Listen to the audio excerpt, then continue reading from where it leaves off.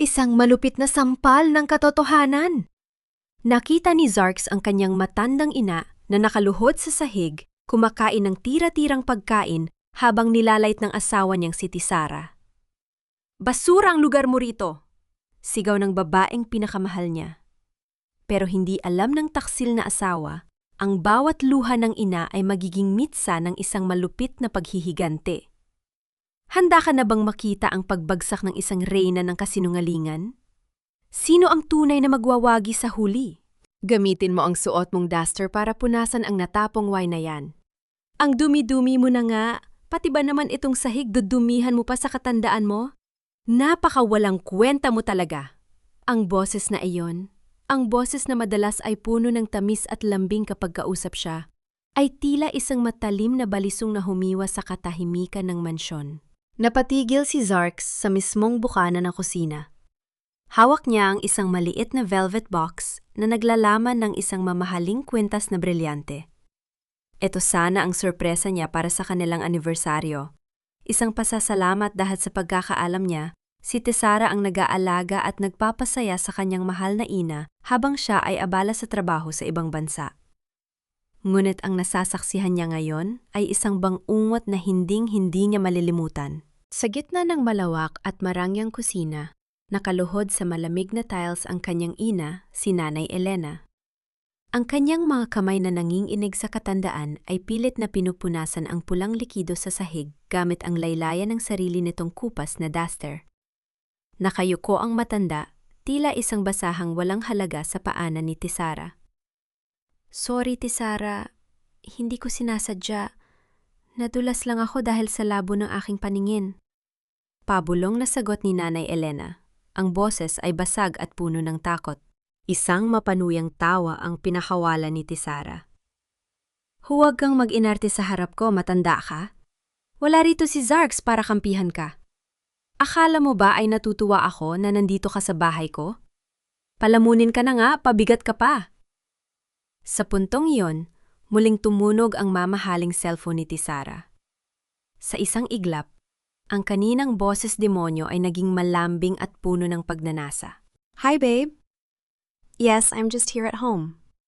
Bored na ako rito sa matandang ito. Don't worry, malapit na nating makuha ang gusto natin. Kapag nailipat na ni Zarks ang titulo ng mansyong ito sa pangalan ko, itatapon ko na itong biyanan ko sa home for the aged, or better yet, sa kalsada. I miss you more, Rico. See you later sa usual place natin." Ang box na hawak ni Zarks ay tila naging kasing bigat ng 1 toneladang bakal. Ang bawat salita ni Tisara ay tila mga karayom na isa-isang itinutusok sa kanyang puso. Ang babaeng pinagkatiwalaan niya ng kanyang buhay at ng kaligtasan ng kanyang ina ay isang mapagpanggap na ahas. Naramdaman ni Zarks ang panunuyo ng kanyang lalamunan. Ang kanyang mga kamao ay nakakuyong ng mahigpit hanggang sa bumaon ang kanyang mga kuko sa palad. Ngunit hindi niya nararamdaman ang hapdi. Ang mas matindi ay ang hapdi sa loob ng kanyang dibdib, isang uri ng sakit na tila nagpapatigil sa daloy ng kanyang dugo. Pinanood niya kung paano talikuran ni Tisara ang kanyang ina habang padabong itong naglalakad palayo. Ang tunog ng kanyang high heels ay tila bawat hakbang ng pagyapak sa dignidad ni Nanay Elena. Nang masigurong wala na ang asawa, dahan-dahang gumapang ang matanda patungo sa isang sulok. Dunay tahimik itong humikbi habang yakap ang sariling mga tuhod. Ang bawat hikbi ni Nanay Elena ay tila isang malakas na sampal sa pagkataon ni Zarks. Naalala niya ang lahat ng sakripisyo ng ina para mapagtapos siya ng pag-aaral. Ang mga kamay na iyon na naglalaban ng damit ng ibang tao para lang may pambaon siya, na yon ay marumi at puno ng sugat dahil sa kalupitan ng sarili niyang asawa. Nakatayo lang si Zarks sa dilim. Hindi gumagalaw, hindi humihinga ng maayos. Ang kanyang paningin ay tila nagdidilim, ngunit ang kanyang isipan ay naging malinaw na kailanman. Ang pag-ibig na dati ay nagpabulag sa kanya, ay unti-unting napapalitan ng isang malamig at matinding poot. Lumingon siya sa maliit na velvet box sa kanyang kamay. Ang brilyante sa loob nito ay kumikinang sa gitna ng kadiliman, isang simbolo ng kanyang kamangmangan. Sa isang mabilis na pagkilos, ibinulsa niya ito at dahan-dahang umurong palayo sa kusina. Hindi niya pwedeng ipakita ang kanyang sarili ngayon. Hindi sa ganitong paraan. Habang naglalakad siya palayo, ang mga salita ni Tisara ay tila isang sirang plaka na paulit-ulit na umaalingaw-ngaw sa kanyang pandinig. Ang bawat tawa nito, ang bawat mura nito sa kanyang ina, at ang pagtataksil nito sa kanilang pagsasama ay bumuo ng isang panata sa kanyang puso. Ito ba ang kapalit ng lahat ng pagmamahal na ibinigay ko sa iyo, Tisara? Ang sakta ng tanging taong nagbigay sa akin ng buhay? Huminto si Zarks sa harap ng isang malaking salamin sa hallway. Tiningnan niya ang kanyang sariling refleksyon, isang lalaking tila namatay at muling nabuhay sa loob lamang ng ilang minuto. Ang kanyang mga mata na dati ay puno ng ningning, ay tila naging dalawang uling na nagbabaga sa galit. Sa ilalim ng marang, yang bubong na ito, ang bawat haligi ay saksi sa pambababoy sa kanyang pamilya. At sa gabing ito, ang tahimik na anino ni Zarks ay naging isang sumpa na hindi titigil hanggang sa makuha ang katarungan. Paano ko nagawang maging bulag sa loob ng mahabang panahon habang ang aking ina ay unti-unting pinapatay sa sakit sa ilalim ng sarili kong bubong? Mabilis na bumukas ang pintuan ng mansyon. Sa isang iglap, tila ba nagkaroon ng milagro sa loob ng bahay? Ang boses ni Tisara na kanina lang ay nagbubuga ng apoy ay biglang naging himig ng isang anghel. Mabilis siyang lumabas mula sa kusina, suot ang kanyang pinakamatamis na ngiti, ang mga mata ay nagniningning na tila ba wala siyang anumang itinatagong dumi sa kanyang pagkatao. Surprise! Han, you're home early? Masayang tili ni Tisara habang mabilis na lumapit kay Zarks at yumakap ng mahigpit sa kanyang leeg. Amoy na amoy ni Zarks ang mamahaling pabango ng asawa. Isang halimuyak na dati ay nagpapatibok ng kanyang puso sa tuwa. Ngunit ngayon ay nagdudulot lamang ng matinding pagduwal sa kanyang sikmura. Pilit niyang hinawakan ang bewang nito. Ang kanyang mga daliri ay nanlalamig habang ramdam ang haplos ng tela ng mamahaling damit ni Tisara. Ang damit na binili niya gamit ang perang pinagpaguran niya, habang ang kanyang ina ay nagtitiyaga sa basahan. Yes, Han. Tapos na ang meeting namin kaya naisipan kong umuwi agad para makasama kayo. Sagot ni Zarks. Ang boses niya ay kalmado. Isang kabaliktaran ng nagngangalit na bagyo sa loob ng kanyang dibdib. Nakakatuwa naman! Tamang-tama, katatapos ko lang asikasuhin si nanay. Alam mo naman, medyo makulit siya ngayong araw. Pero dahil love kita, hindi ko siya pinapabayaan. Malambing na wika ni Tisara habang hinahaplos ang pisingin ni Zarks. Sa mga sandaling iyon, lumitaw si Nanay Elena mula sa anino ng hallway. Nakasuot na siya ng malinis na duster, ngunit hindi nakatakas sa mapanuring mata ni Zarks ang bahagyang panginginig ng mga tuhod ng matanda. Namumula pa rin ang kanyang mga mata at ang mga kamay ay pilit na itinatago sa likuran ng kanyang balakang. Zarks, anak, nandito ka na pala, pabulong na sabi ng matanda. Pilit siyang lumiti, isang niting puno ng pagmamahal ngunit may bahid ng labis na pagtitiis. Mabilis na lumapit si Zarks sa kanyang ina at kinuha ang nanginginig nitong kamay para magmano. Naramdaman niya ang gaspang at lamig ng balat ng kanyang ina. Gusto niyang sumabog. Gusto niyang itanong kung bakit kailangang dumanas ng ganitong hirap ang babaeng nagluwal sa kanya sa loob ng sarili niyang pamamahay. Ngunit nang magtama ang kanilang mga paningin, tila nakiusap ang mga mata ni Nanay Elena. Isang pakiusap na wag na siyang gumawa ng gulo, na ayos lang siya, na mas mahalaga ang katahimikan ng kanyang anak. Kumain na po ba kayo, Nay? Tanong ni Zarks, habang ang kanyang puso ay tila pinipiga sa sakit. Oo. Busog na busog ako, anak. Pinaghandaan ako ni Tisara ng napakasarap na merienda. Pagsisinungaling ni Nanay Elena. Narinig ni Zarks ang mahinang tawa ni Tisara mula sa likuran. Of course, Han. Inaalagaan ko si nanay gaya ng pangako ko sa'yo. Kahit minsan ay pagod na ako sa gawaing bahay, okay lang, basta para sa pamilya natin. Tila gustong isuka ni Zarks ang lahat ng hanin sa kanyang baga. Ang bawat salita ni Tisara ay isang lason ng gaslighting, isang maruming laro ng manipulasyon na nagpapamukha sa kanya na siya ang biktima. Tiningnan ni Zarks ang asawa. At sa loob ng ilang segundo, nagsuot din siya ng sarili niyang maskara. Ngumiti siya. Isang ngiting kasing lamig ng yelo. Thank you, Tisara. Hindi ko alam kung anong gagawin ko kung wala ka. Napakasuwerte ko talaga sa'yo. Sabi ni Zarks, habang iniisip ang bawat sentimo na ninanakaw nito at ang bawat haplos nito sa lalaking nagngangalang Rico. Actually, hon, may mas magandang balita pa ako sa'yo. Biglang sabi ni Tisara. Kinuha niya ang kamay ni Zarks at dahan-dahang itinuon ito sa kanyang patag na tiyan. Ang kanyang muka ay tila nagliwanag sa isang pekeng kagalakan. What is it, hon? Tanong ni Zarks, bagaman may kutob na siya sa susunod na sasabihin nito. I'm pregnant, Zarks! Magiging tatay ka na! 2 months na akong delayed at kanina lang nag-positive ang test ko. This is the best anniversary gift for us, right? Tila naiiyak na sabi ni Tisara. Naramdaman ni Zarks ang paghinto ng pintig ng kanyang puso bago ito muling tumibok ng napakabilis. Tumingin siya sa mga mata ni Tisara, naghahanap ng kahit katiting na bakas ng konsensya.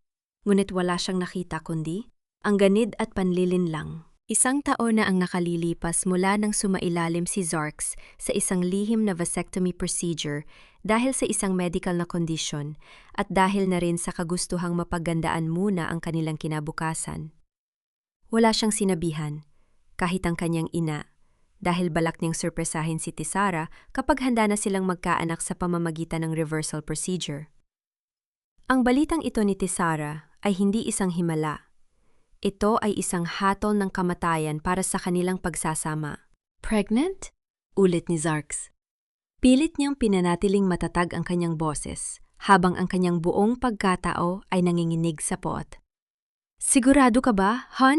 Yes, hon! Sobrang saya ko. Pero alam mo naman, medyo magiging maselang pagbubuntis ko. Sabi ng doktor, kailangan ko ng peace of mind. At naisip ko, baka mas mabuti kung mailipat na natin ang pangalan ng mansyong ito sa akin para secure ang future ng baby natin, just in case may mangyari sa trabaho mo. Mabilis na dagdag ni Tisara. Ang kanyang tunay na pakay ay unti-unti nang lumalabas sa likod ng balita ng pagbubuntis. Narinig ni Zarks ang mahinang buntong hininga ni Nanay Elena sa tabi niya. Ang matanda ay nakayuko, tila ba nadarama rin nito ang bigat ng kasinungalingang bumabalot sa silid. Huminga ng malalim si Zarks at hinalikan ang noo ni Tisara. Ang halik na iyon ay hindi tanda ng pagmamahal, kundi isang hudyat ng pagsisimula ng isang digmaan. Sige, hon, pag-uusapan natin yan. Gagawin ko ang lahat para sa inyo ng anak natin. Sabi ni Zarks habang ang salitang anak ay tila isang mapait na apdo sa kanyang dila. Habang nakayakap si Tisara sa kanya, nakita ni Zarks ang kanyang sarili sa refleksyon ng bintana. Ang kanyang mga mata ay hindi na ang mga mata ng lalaking nauto ng pag-ibig. Ang mga ito ay ang mga mata ng isang mangangaso na matiyagang naghihintay sa tamang oras para bitawan ang unang palaso. Paano nagagawang gamitin ng isang tao ang isang inosenteng buhay na hindi pa man umiiral para lamang sa sariling kasakiman? Ang tiwalang binuo ko ng maraming taon ay tila isang basong kristal na tinapakan at dinurog sa harap ng sarili kong mga mata. Wala nang natira, kundi ang mga bubog na ngayoy pilit na sumusugat sa bawat alaala ng aming pagsasama. Nakaupo si Zarks sa loob ng isang maliit at madilim na silid sa opisina ni Ate Miren. Sa labas, ang ingay ng lungsod ay tila malayo at walang sasay, ngunit sa loob ng kanyang dibdib, ang bawat tibok ng kanyang puso ay tila isang mabigat na martilyo na humahampas sa kanyang katinuan. Hawak niya ang isang baso ng tubig, ngunit ang kanyang mga kamay ay nanginginig ng husto, kaya't ang tubig ay bahagyang tumatasik sa kanyang binti. Hindi niya ito nararamdaman. Ang tanging nararamdaman niya ay ang lamig na nagmumula sa katotohanang ang kanyang buong buhay sa piling ni Tisara ay isa palang malaking kasinungalingan. Zarks, kailangan mong kumalma. Kung gusto nating makuha ang hustisya para sa Nanay Elena mo, kailangan nating maging matalino. Hindi tayo pwedeng basta-basta susugod na bugso lang ng damdamin ng dala. Mahinahon, ngunit seryosong sabi ni Ate Miren habang inilalapag ang ilang makakapal na folder sa kanyang lamesa. Tumingin si Zarks kay Miren. Ang babaeng ito ay kaibigan niya noong kolehiyo. isang matapang na abogada na kilala sa pagtatanggol sa mga kababaihan at matatandang inaapi. Sa mga mata ni Miren, nakikita ni Zarks ang awa, ngunit meron din itong ningas ng determinasyon na nagbibigay sa kanya ng kaanting lakas. Paano ako kakalma, Miren? Nakita ko ang nanay ko. Nakita ko siyang pinapahiya sa sarili kong bahay. Ang terang pinaghihirapan ko para sa pampagamot niya, para sa mga bitamina niya, saan napunta? Bakit mukhang naghihirap ang nanay ko habang si Tisara ay naglulustay ng pera? Ang boses ni Zarks ay puno ng pait. Bawat salita ay tila may kasamang dugo mula sa kanyang nagdurugong puso. Bumuntong hininga si Miren at binuksan ang isa sa mga folder. Iniharap niya kay Zarks ang mga bank statements at transfer records. Ito ang dahilan kung bakit kita pinatawag dito ng lihim. Tiningnan ko ang mga joint accounts niyo at ang account na nakapangalan sa nanay mo kung saan mo idinadeposito ang allowance niya buwan-buwan. Zarks, sa loob ng 2 taon, halos 80% ng perang para kay Nanay Elena ay inililipat sa isang third-party account. At ang account na yon, nakapangalan sa ina ni Tisara, kay Remedios. Tila tumigil ang pag-ikot ng mundo ni Zarks. Ang kanyang mga mata ay naningkit habang binabasa ang mga numero sa papel. Ang halagang para sana sa kaginhawaan ng kanyang ina ay ginagamit para sa luho ng pamilya ni Tisara. Ang bawat sentimo na dapat ay pambili ng gamot sa rayuman ng kanyang ina ay napunta sa mga designer bags at alahas ng kanyang biyenan. Hindi lang yan, dagdag ni Miren. Ang boses ay mas lalang bumaba. May mga records din ng sunod-sunod na withdrawals mula sa business account ng kumpanya mo. Maliliit na halaga, pero madalas. Sa loob ng 6 na buwan, aabot na ito sa milyon-milyon. At ang mga petsa ng withdrawals? Nagtutugma sa mga petsa kung kailan lumalabas si Tisara kasama ang isang lalaki.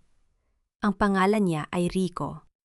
Isang dating karelasyon ni Tisara na balitang baon sa utang dahil sa sugal.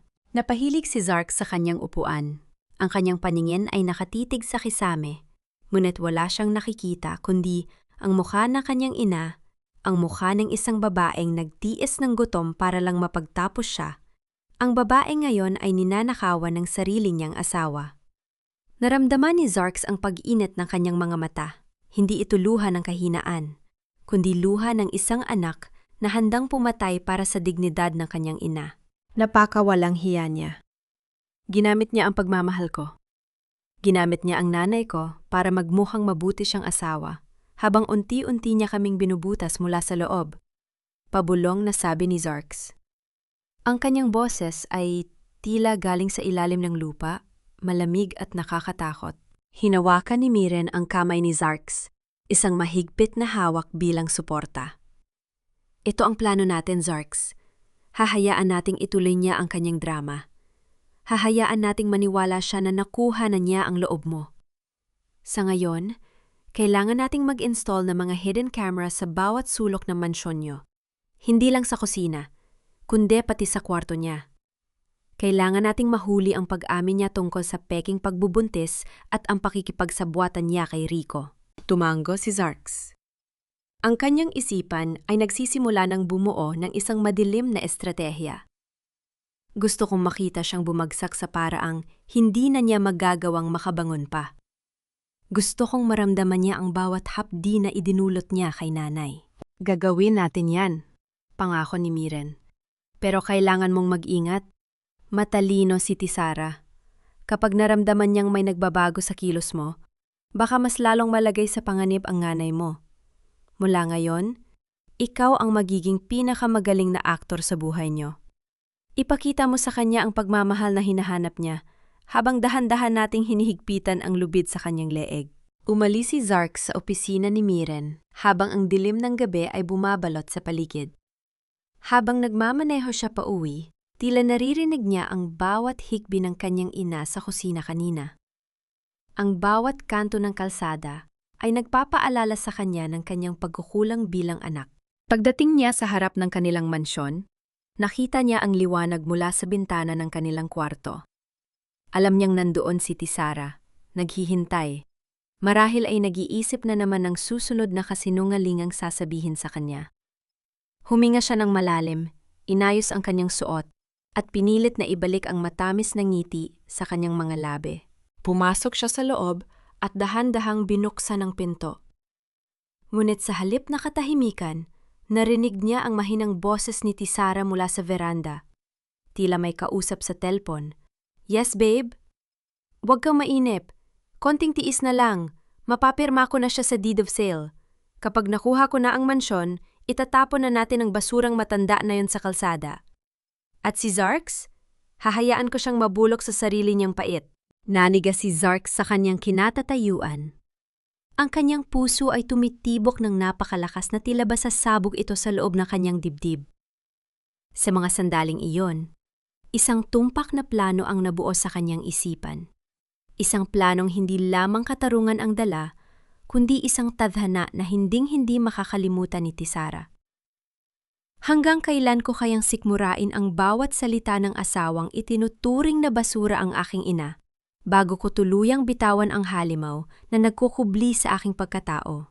Ang hapagkainan ay puno ng masasarap na pagkain, ngunit ang bawat subo ay tila lason na dahan-dahang pumapatay sa aking danggal. Paano nagagawang numiti ng isang tao habang ang kanyang puso ay kasing itim ng uling?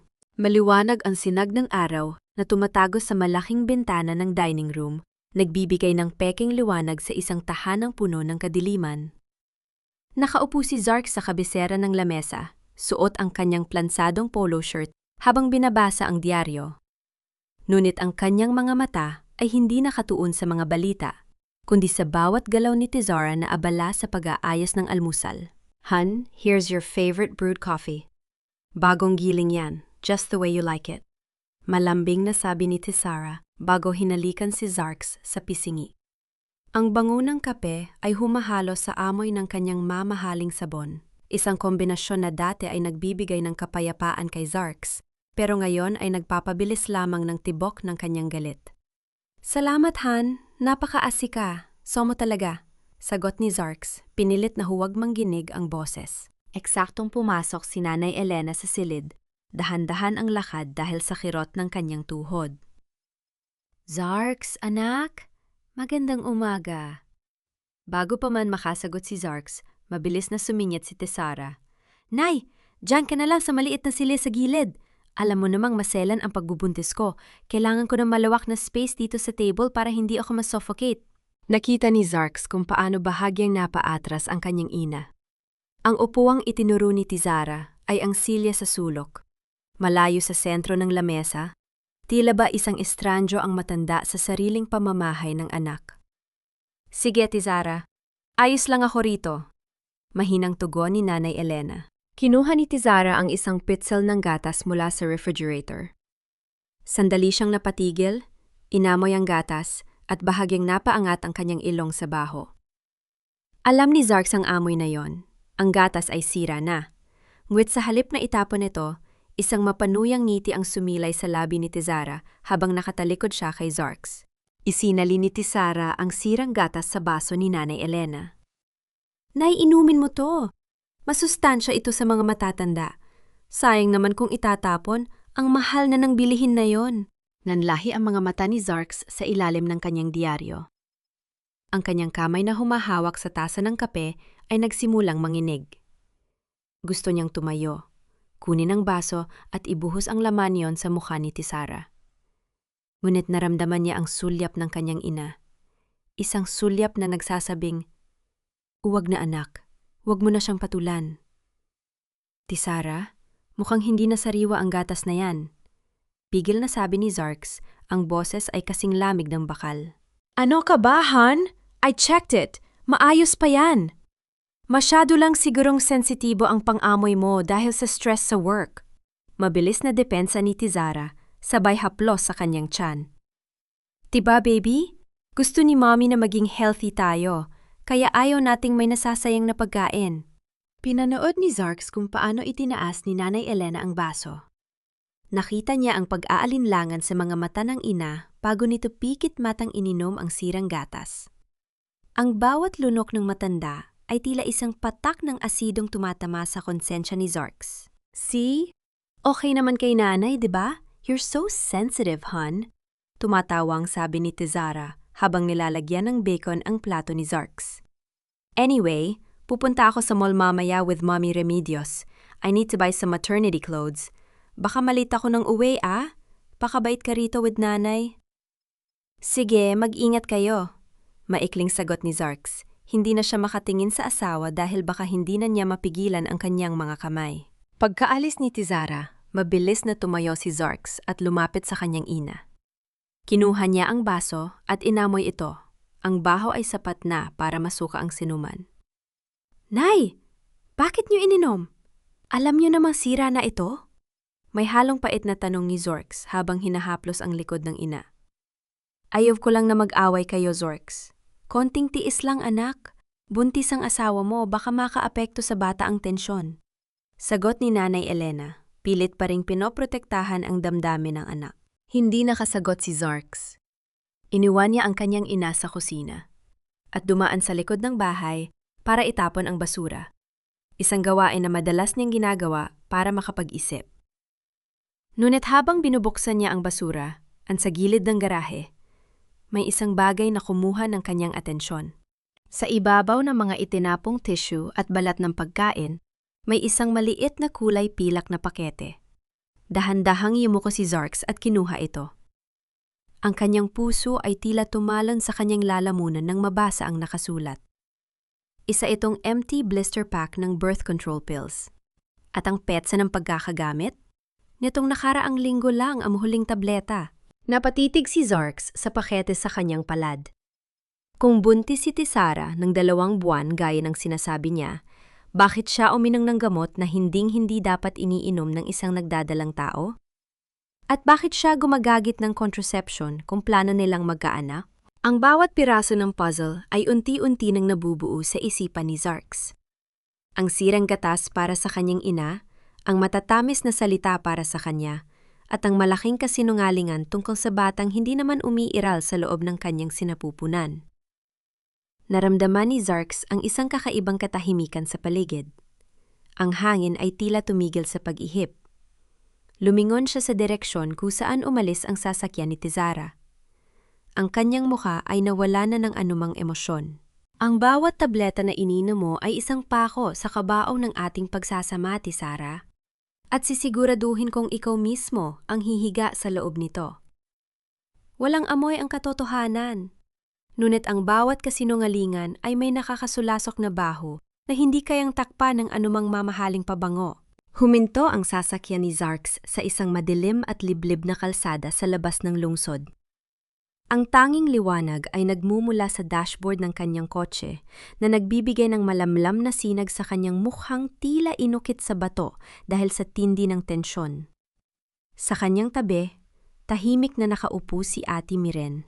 Habang nakatitig sa tablet na nagpapakita ng isang gumagalaw na pulang tuldok, ang GPS tracker na lihim ng itinalaga sa sasakyan ni Tizara. Sigurado ka ba rito, Miren? Tanong ni Zarks. Ang boses niya ay galing sa lalim ng kanyang lalamunan, puno ng pagod at nagbabadyang pagsabog. Ang mga numero ay hindi nagsisinungaling, Zarks. Ang mga transaksyon sa credit card ni Tizara nitong mga nakaraang linggo ay hindi napupunta sa mga maternity shops. Napupunta ang mga ito sa mga hotel, sa mga bar, at sa mga utang sa sugal ng isang tao.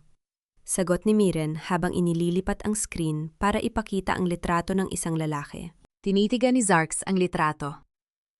Isang lalaking may mapanuksong ngiti, suot ang mga alahas na halatang hindi nito kayang bilhin sa legal na paraan. Si Rico. Siya ang nakaraan na pilit na ibinabalik ni Tizara sa kasalukuyan niyo. Rico Galvez.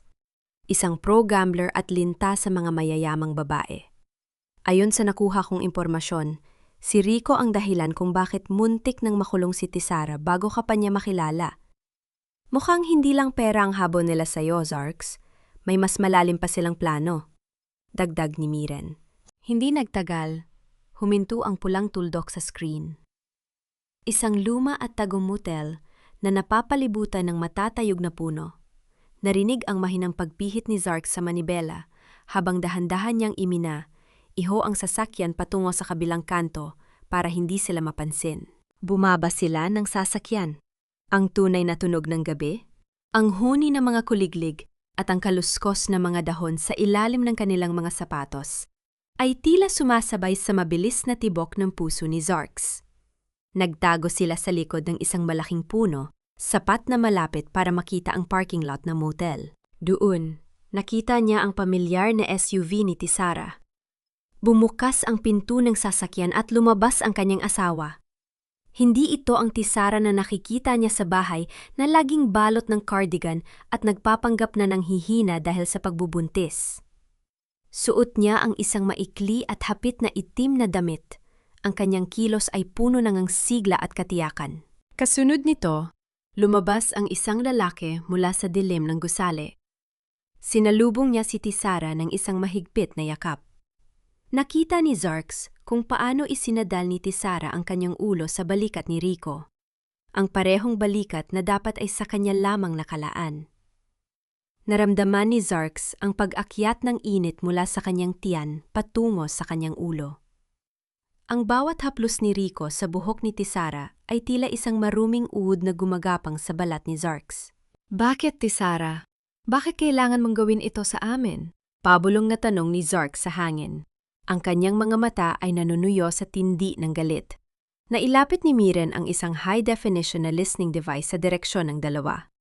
Mula sa maliit na earphone na ibinigay niya kay Zarks, narinig ang kanilang pag-uusap. "Naiinip na ako, Rico. Pagod na ako sa pag-arte na parang santa sa harap ng asawa kong tanga at ng matandang yung amoy lupa." Rinig ang boses ni Tisara na may kasamang malutong na tawa. "Konting tiis na lang. Kapag nakuha ko na ang huling pirma sa deed of sale bukas, wala na tayong kailangang alalahanin. Mapupunta na sa atin ang lahat." "Paano yung bata? Yung kwento mo na buntis ka?" tanong ni Rico. Ang boses ay puno ng panunuya. "Wala namang bata, babe. Isang unan lang yun at kaunting pag-arte. Madali lang paikotin si Zarks, lalo na't ginagamit ko ang nanay niya para mag-guilt trip siya. Pagkatapos nito, hahayaan ko na siya mabulok kasama ang nanay niyang walang silbi." Narinig ni Zarks ang boses ni Rico na tumatawa, isang tunog na tila kiskis ng bakal sa kanyang pandinig. Ngunit ang susunod na sinabi ni Rico ang tuluyang nagpabagsak sa natitirang pasensya ni Zarks. "Siguraduhin mo lang na hindi siya makakahalata. Dahil kung hindi, alam mo naman ang mangyayari sa matandang yon sa loob ng bahay niyo. Isang aksidente lang sa hagdan at tapos na ang problema natin." Nanigas ang buong katawan ni Zarks. Ang kanyang ina, ang kanyang buhay, ay pinaplano na nilang patayin. Ang kanyang mga kamao ay nakakuyong ng ganoon na lamang kahigpit, hanggang sa maramdaman niya ang pagdaloy ng maligamgam na likido mula sa kanyang mga palad. Ang galit na kanina ay apoy ay naging kasing lamig na ng yelo sa kanyang mga mata. Lumingon siya kay Miren. Wala nang bakas ng pag-aalinlangan sa kanyang muka. "Miren, kailangan nating bilisan. Hindi lang pera ang kukunin ko sa kanya. Gusto kong makita niya kung paano ko susunigin ang bawat pangarap na binuo nila sa ibabaw ng luha ng nanay ko." "Handa na ang lahat, Zarks. Ang kailangan na lang natin ay ang huling ebidensya mula sa loob ng mansyon niyo bukas," sagot ni Miren. Habang naglalakad pabalik sa sasakyan, naramdaman ni Zarks ang isang kakaibang katahimikan. Ang kanyang isipan ay tila isang chessboard kung saan ang bawat piyesa ay nasa tamang lugar na. Ngunit bago pa man sila makapasok sa sasakyan, narinig ni Zarks ang isang pamilyar na tunog mula sa kanyang cellphone. Isang mensahe mula sa home security system ng kanilang mansyon. Ang kamera sa silid ni Nanay Elena ay biglang nawala ng signal. Naramdaman ni Zarks ang paghinto ng pintig ng kanyang puso. Isang malamig na takot ang bumalot sa kanya, na mas matindi pa sa galit na nararamdaman niya kanina. "Miren, ang kamera sa kwarto ni nanay! Pinatay nila! Ano ang ginagawa nila sa aking ina habang wala ako sa bahay? At sapat ba ang aking bilis para mailigtas siya bago maging huli ang lahat?" Ang pinakamatinding takot ng isang anak ay hindi ang mamatay, kundi ang makitang nagdurusa ang kanyang ina nang wala man lang siyang nagawa para protektahan ito.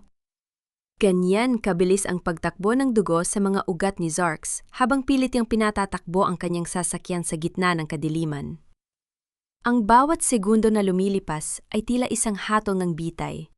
Ang walang linyang signal mula sa kamera ng kanyang ina ay isang malaking peklat sa kanyang isipan. Hindi na siya nag-abalang magpasok ng sasakyan sa garahe. Inihinto niya ito sa tabi ng bakod, dahan-dahang lumabas, at ginamit ang lihim na pintuan sa likod ng mansyon. Ang pintuang madalas na ginagamit ng kanyang ina kapag itinatapon nito ang basura para sa asawa niyang walang awa. Ang loob ng bahay ay tahimik, kasing tahimik ng isang sementeryo. Ang malamig na hangin mula sa aircon ay hindi nakapagpalamig sa pawis na dumadaloy sa noo ni Zarks.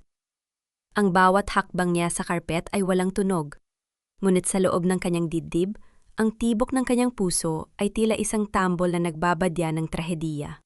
Dahan-dahan niyang patungo ang silid sa dulo ng hallway, ang dating kwarto ng mga kagamitan na ginawang tirahan ni Tizara para sa kanyang ina. Walang ilaw. Pagkabukas ng pinto, ang tangi nagbibigay ng kaanting liwanag ay ang sinag ng buwan mula sa maliit na bintana sa itaas. Dun, sa gitna ng silid, nakaupo si Nanay Elena sa gilid ng isang manipis na kutsyon sa sahig. Yakap nito ang sariling mga tuhod. May isang basag na baso sa sahig malapit sa kanyang paanan, at ang kanyang kanang kamay ay nakabalot ng isang lumang panyo na may bakas ng sariwang dugo. "Nay?" Pabulong at basag na tawag ni Zarks. Napaangat ang ulo ng matanda. Sa kaunting liwanag ng buwan, nakita ni Zarks ang nanginginig na katawan ng kanyang ina, at ang maputlang mukha nitong basang-basa sa luha. Mabilis na lumuhod si Zarks sa harap ng ina. Kinuha niya ang nanginginig na mga kamay nito, ang mga kamay na may sugat at pasa dahil sa basag na salamin. Pilit na itinatago ng matanda ang kanyang sugat, ngunit inilapit ito ni Zarks sa kanyang mukha, at doon, hindi na napigilan ng matipuno at matatag na lalaki ang pagbagsak ng kanyang mga luha. "Anak, bakit ka nandito? Gabi na. Baka magising si Tizara," pabulong na sabi ni Nanay Elena. Pilit niyang pinupunasan ng luha sa mukha ng kanyang anak gamit ang kanyang tuyong palad. "Huwag kang umiyak, Zarks. Aksidente lang ito. Nadapa lang ako habang nagliligpit. Huwag mo na akong pagtakpan, Nay. Pakiusap." Umiiyak na sabi ni Zarks habang nanginginig ang kanyang tinig. Dahan-dahan niyang idinikit ang no sa mga kamay ng kanyang ina. Nabasa ng maiinit niyang luha ang malamig at kulubot na balat ng matanda.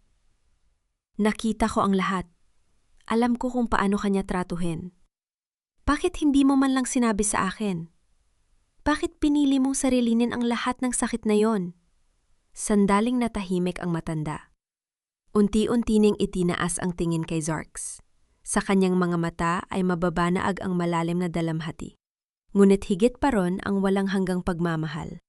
Ang tahimik at mapagparayang pag-ibig na tanging puso ng isang ina lamang ang kayang ibigay. "Dahil ayaw kong masira ang pamilya mo, Zarks?"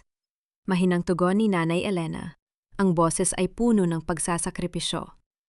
"Nang arap kang magkaroon ng sariling tahanan, nakita ko kung paano mo minahal si Tizara. Kung sasabihin ko sa'yo ang ginagawa niya, mag-aaway kayo. Ayaw kong maging dahilan ng pagkawasak ng buhay ng anak ko.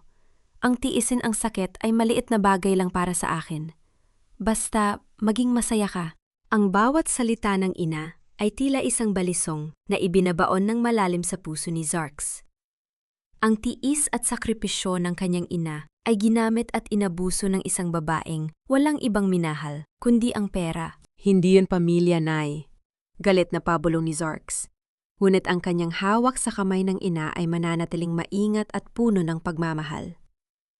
"Ang pamilya ay hindi nananakit ng ina. Ang pamilya ay hindi nagpapakain ng basurang pagkain sa taong nagbigay sa akin ng buhay. Pangako ko sa iyo, Nay, matatapos na ito. Hinding-hindi ka na muling luluha dahil sa kanila." Dahan-dahang kinuha ni Zarks ang malinis na panyo sa kanyang bulsa at maingat na itinali sa sugat ng ina. Hinalikan niya ang mga kamay nitong puno ng mga ugat at marka ng kahirapan. Ito ang kanyang golden moment, ang sandali kung saan ang isang matagumpay na lalaki ay nagpakumbaba sa paanan ng kanyang ina, ibinabalik ang karangalang tinangka ng iba na tapakan. Subalit sa gitna ng kanilang tahimik na pag-uusap, narinig ang isang mabigat at mabagal na yabag sa hallway. Ang tunog ng mga hakbang ay dahan-dahang lumalapit sa pinto ng maliit na silid. Naramdaman ni Zarks ang mabilis na paghawak ng kanyang ina sa kanyang braso. Nanlaki ang mga mata ni Nanay Elena sa matinding takot. Mabilis na tumayo si Zarks at ibinaba ang kanyang ina pabalik sa kotsyon. Inayos niya ang sarili at dahan-dahang humarap sa pinto. Bumukas ang pinto. Nakatayo doon si Tisara. Suot ang kanyang silk na robe, nakahawak sa kanyang tiyan, at ang kanyang mga mata ay naniningkit habang nakatitig kay Zarks na nakatayo sa gitna ng madilim na silid ng kanyang ina. Zarks? Malamig at puno ng paghihinalang tanong ni Tisara. Anong ginagawa mo rito sa gitna ng gabi? At bakit nakapatay ang ilaw? Isang kakaibang katahimikan ang bumalot sa pagitan nilang dalawa. Ang mga mata ni Tisara ay lumipat mula kay Zarks patungo sa nanginginig na matanda sa sahig at pabalik sa misteryosong ngiti na dahan-dahang sumisilay sa mga labi ng kanyang asawa. Mababasa kaya ni Tisara ang galit sa mga mata ng kanyang asawa o magagawa pa rin ni Zarks na itago ang halimaw sa kanyang dibdib hanggang sa dumating ang araw ng kanyang huling paghihigante. Ang pinakamatamis na niiti ng isang tao ay minsan ang pinakamatinding patalim na naghihintay na isaksak sa iyong likod. Ngunit kapag natuto kang magsuot ng sarili mong maskara, ang mundo ay nagiging isang entablado ng patayan kung saan ang pinakamagaling na aktor lamang ang natitirang buhay. Kinabukasan, ang buong mansyon ay puno ng pagdiriwang. Nagsabit si Tisara ng mga palamuti sa hapagkainan para sa isang espesyal na tanghalian, kasama ang kanyang inang si Remedios. Nakaupo si Tisara sa gitna, suot ang isang maluwag na berdeng damit na pangkilala sa mga nagdadalang tao, habang ang kanyang muka ay nakaplasteran ng pinakamatamis na ngiti. "Han, look! Mommy brought these organic fruits para sa baby natin." Masayang wika ni Tisara habang ipinapakita kay Zarks ang basket ng pruta sa lamesa. Kakarating lang ni Zarks mula sa panlabas na lakad. Sa likod ng kanyang kalmadong panlabas na anyo, sariwa pa rin sa kanyang isipan ang sugat sa kamay ng kanyang ina at ang amoy ng lason sa kanilang buhay. Ngunit mang tumingin siya kay Tisara, ang kanyang mga mata ay pinalitan ng huwad na pagmamahal. "Talaga? Maraming salamat, Mami Remedios." Tanging sagot ni Zarks, habang humahalik sa pisngi ng kanyang biyenan. Si Remedios, isang babaeng may makapal na make-up at maraming alahas sa leeg at kamay, ay tumawa ng malakas. "Naku, Zarks! Siyempre naman! Ang apo ko ang pinakamahalaga sa ngayon at dapat bilang mabuting ama at asawa, siguraduhin mong walang magiging problema ang anak ko habang nagdadalang tao." "Of course, Mommy," malambing na sagot ni Zarks. Lumapit siya kay Tisara, dahan-dahang kumuha ng isang hiwa ng mansanas at inialok ito sa labi ng asawa. Ito ang kanyang golden moment, isang eksena ng prektong pag-aalaga. Pinapanood niya kung paano kinain ni Tisara ang mansanas mula sa kanyang kamay. Sa panlabas, para silang mag-asawa sa isang romantikong pelikula, ngunit sa loob ng dibdib ni Zarks, ang bawat segundo ng paghipo sa balat ni Tisara ay nagdudulot ng matinding pagkasuklam. "Alam mo, Hon," pagsisimula ni Tisara habang ninunguya ang prutas. "Nag-usap kami ni Mami kanina. Sabi ng doktor ko, bawal daw ako ma-stress sa mga ari-arian at gastusin. Naisip ko, para mabawasan ang iniisip ko para sa future ng baby natin, bakit hindi mo na ilipat sa pangalan ko ang titulo ng mansyong ito?" Nagkatinginan si Remedios at si Tisara. May uod ng kasakiman sa kanilang mga mata na hindi na nila kayang itago. "Oo nga naman, Zarks," hirit ni Remedios. "Para naman patunayan mo na talagang mahal mo ang anak ko at ang apo ko. Ano ba naman yung bahay lang? Sa inyo ring mag-anak yan." Naramdaman ni Zarks ang malamig na hangin na dumadaloy sa kanyang likod. Eto na yon, ang perang pilit nilang kinukuha at ang bahay na itinayo niya mula sa sarili niyang dugo at pawis. "Talaga, Hon? Gusto mo nang ilipat ang titulo?" Tanong ni Zarks. Ang boses ay puno ng pagkukunyaring pag-aalinlangan. "Yes, Han. Nakausap ko na nga yung kaibigan kong lawyer. Inihanda na niya ang deed of donation at transfer documents. Ang kailangan na lang ay ang pirma mo." Mabilis na sabi ni Tisara, sabay kuha ng isang folder mula sa kanyang bag at inilapag ito sa lamesa. Tinitigan ni Zarks ang folder. Hindi alam ni Tisara na kaninang umaga bago pumasok ang dalawa sa kainan, lihim na pumasok ang assistant ni Ate Miran sa bahay para palitan ang nilalaman ng folder na yon. Ang mga dokumentong ibinigay ni Tisara ay napalitan ng mga papeles na naglalaman ng authorization para sa buong audit ng lahat ng ari-arian at mga utang na nakapangalan kay Tisara. Sigurado ka ba na gusto mong pirmahan ko ito ngayon? Tanong ni Zarks habang kinukuha ang bulpen mula sa kanyang bulsa. Oo naman, Han. The sooner the better para magkaroon ako ng peace of mind. Sagot ni Tisara na halos hindi na maikubli ang kagalakan. Inilagay ni Zarks ang tip ng bulpen sa ibabaw ng papel. Tumingin siya kay Tisara, pagkatapos ay kay Remedios. Ang dalawang babae ay nakatitig sa kanyang kamay na tila mga buitre na naghihintay sa kanilang mabibiktima. Ngunit bago pa man dumikit ang tinta sa papel, biglang tumunog ang telepono ni Remedios mula sa kanyang bag. Dahil sa lakas ng tunog, napatigil si Zarks. Sinagot ni Remedios ang tawag, ngunit sa loob lamang ng ilang segundo, ang kulay sa kanyang muka ay biglang nawala. Naging maputla siya at napatingin ng diretso kay Tisara. Ano? Paano nangyari yon? Pabulong na sigaw ni Remedios sa telepono. Ang boses ay puno ng takot. Inilayo ni Remedios ang telepono sa kanyang tainga at pabulong na nagsalita kay Tisara. Tisara, ang bangko. Nag-freeze ang account kung saan inilipat natin ang pera kahapon. Nanlaki ang mga mata ni Tisara. Mabilis ning inagaw ang folder mula sa harap ni Zarks at napatitig sa kanyang asawa. Ano ang lalaman ng bangko na nagdulot ng agarang pag-freeze sa kanilang nakaw na yaman at magagawa pa kaya ni Tisara na itago ang kanyang takot bago maramdaman ni Zarks na nagsisimula na ang kanyang pagbagsak? Kapag ang isang taong may maitim na balak ay nasokol sa sulok, hindi siya humihingi ng patawad. Mas lalo lamang siyang nagiging marahas dahil ang takot niyang mawala, ang lahat ay nagiging lason na pumapatay sa natitira niyang konsensya. Nabalot ng matinding takot at pait ang silid-aklatan ng ngansyon. Pagkaalis ni Zarks para sa isang biglaang pagpupulong sa kumpanya, mabilis na isinarado ni Tisara ang pintuan at hinarap ang kanyang inang si Remedios. Ang lamesa na kanina lang ay may mga prutas para sa pagdiriwang ay ginulo ng nanginginig na mga kamay ni Tisara. Mami! Paanong na-freeze ang account? Halos pabulong na sigaw ni Tisara. Ang kanyang boses ay puno ng pang-inginig. Nandoon ang mahigit 5 milyong piso. Pera yon na inilipat ko mula sa kumpanya ni Zarks at sa savings ng matandang yon. Si Remedios ay pabalik-balik sa paglalakad. Ang kanyang mga kamay ay nakahawak sa kanyang ulo habang ang kanyang makeup ay bahagyang kumalat dahil sa pawis. Hindi ko alam, Tisara. Sabi ng manager sa bangko, may naghain daw ng hinala ng fraud at money laundering. Kung hindi natin makuha ang peras na yon, paano natin babayaran ng utang ni Rico? Baka ipahamak tayo ng lalaking yon. Shh! Huwag kang maingay. Mabilis na pigil ni Tisara habang nakatitig sa pinto. Hindi pwedeng malaman ito ni Zarks. Kapag nalaman niyang nawawala ang pera sa business account niya, magtataka yon.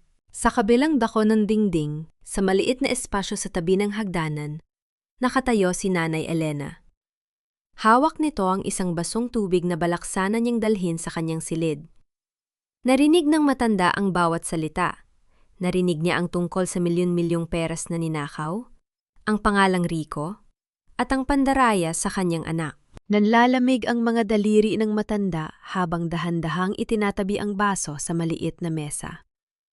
Ang tanging hawak niya sa kanyang dibdib ay ang isang lumang larawan ni Zarks nung bata pa ito. Ang tanging alaala na nagbibigay sa kanya ng lakas sa gitna ng lahat ng pang-aapi. Kailangan nating gumawa ng paraan.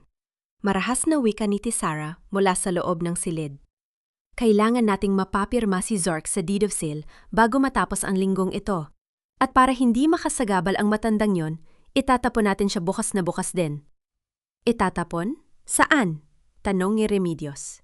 May kilala akong pasilidad sa lalawigan.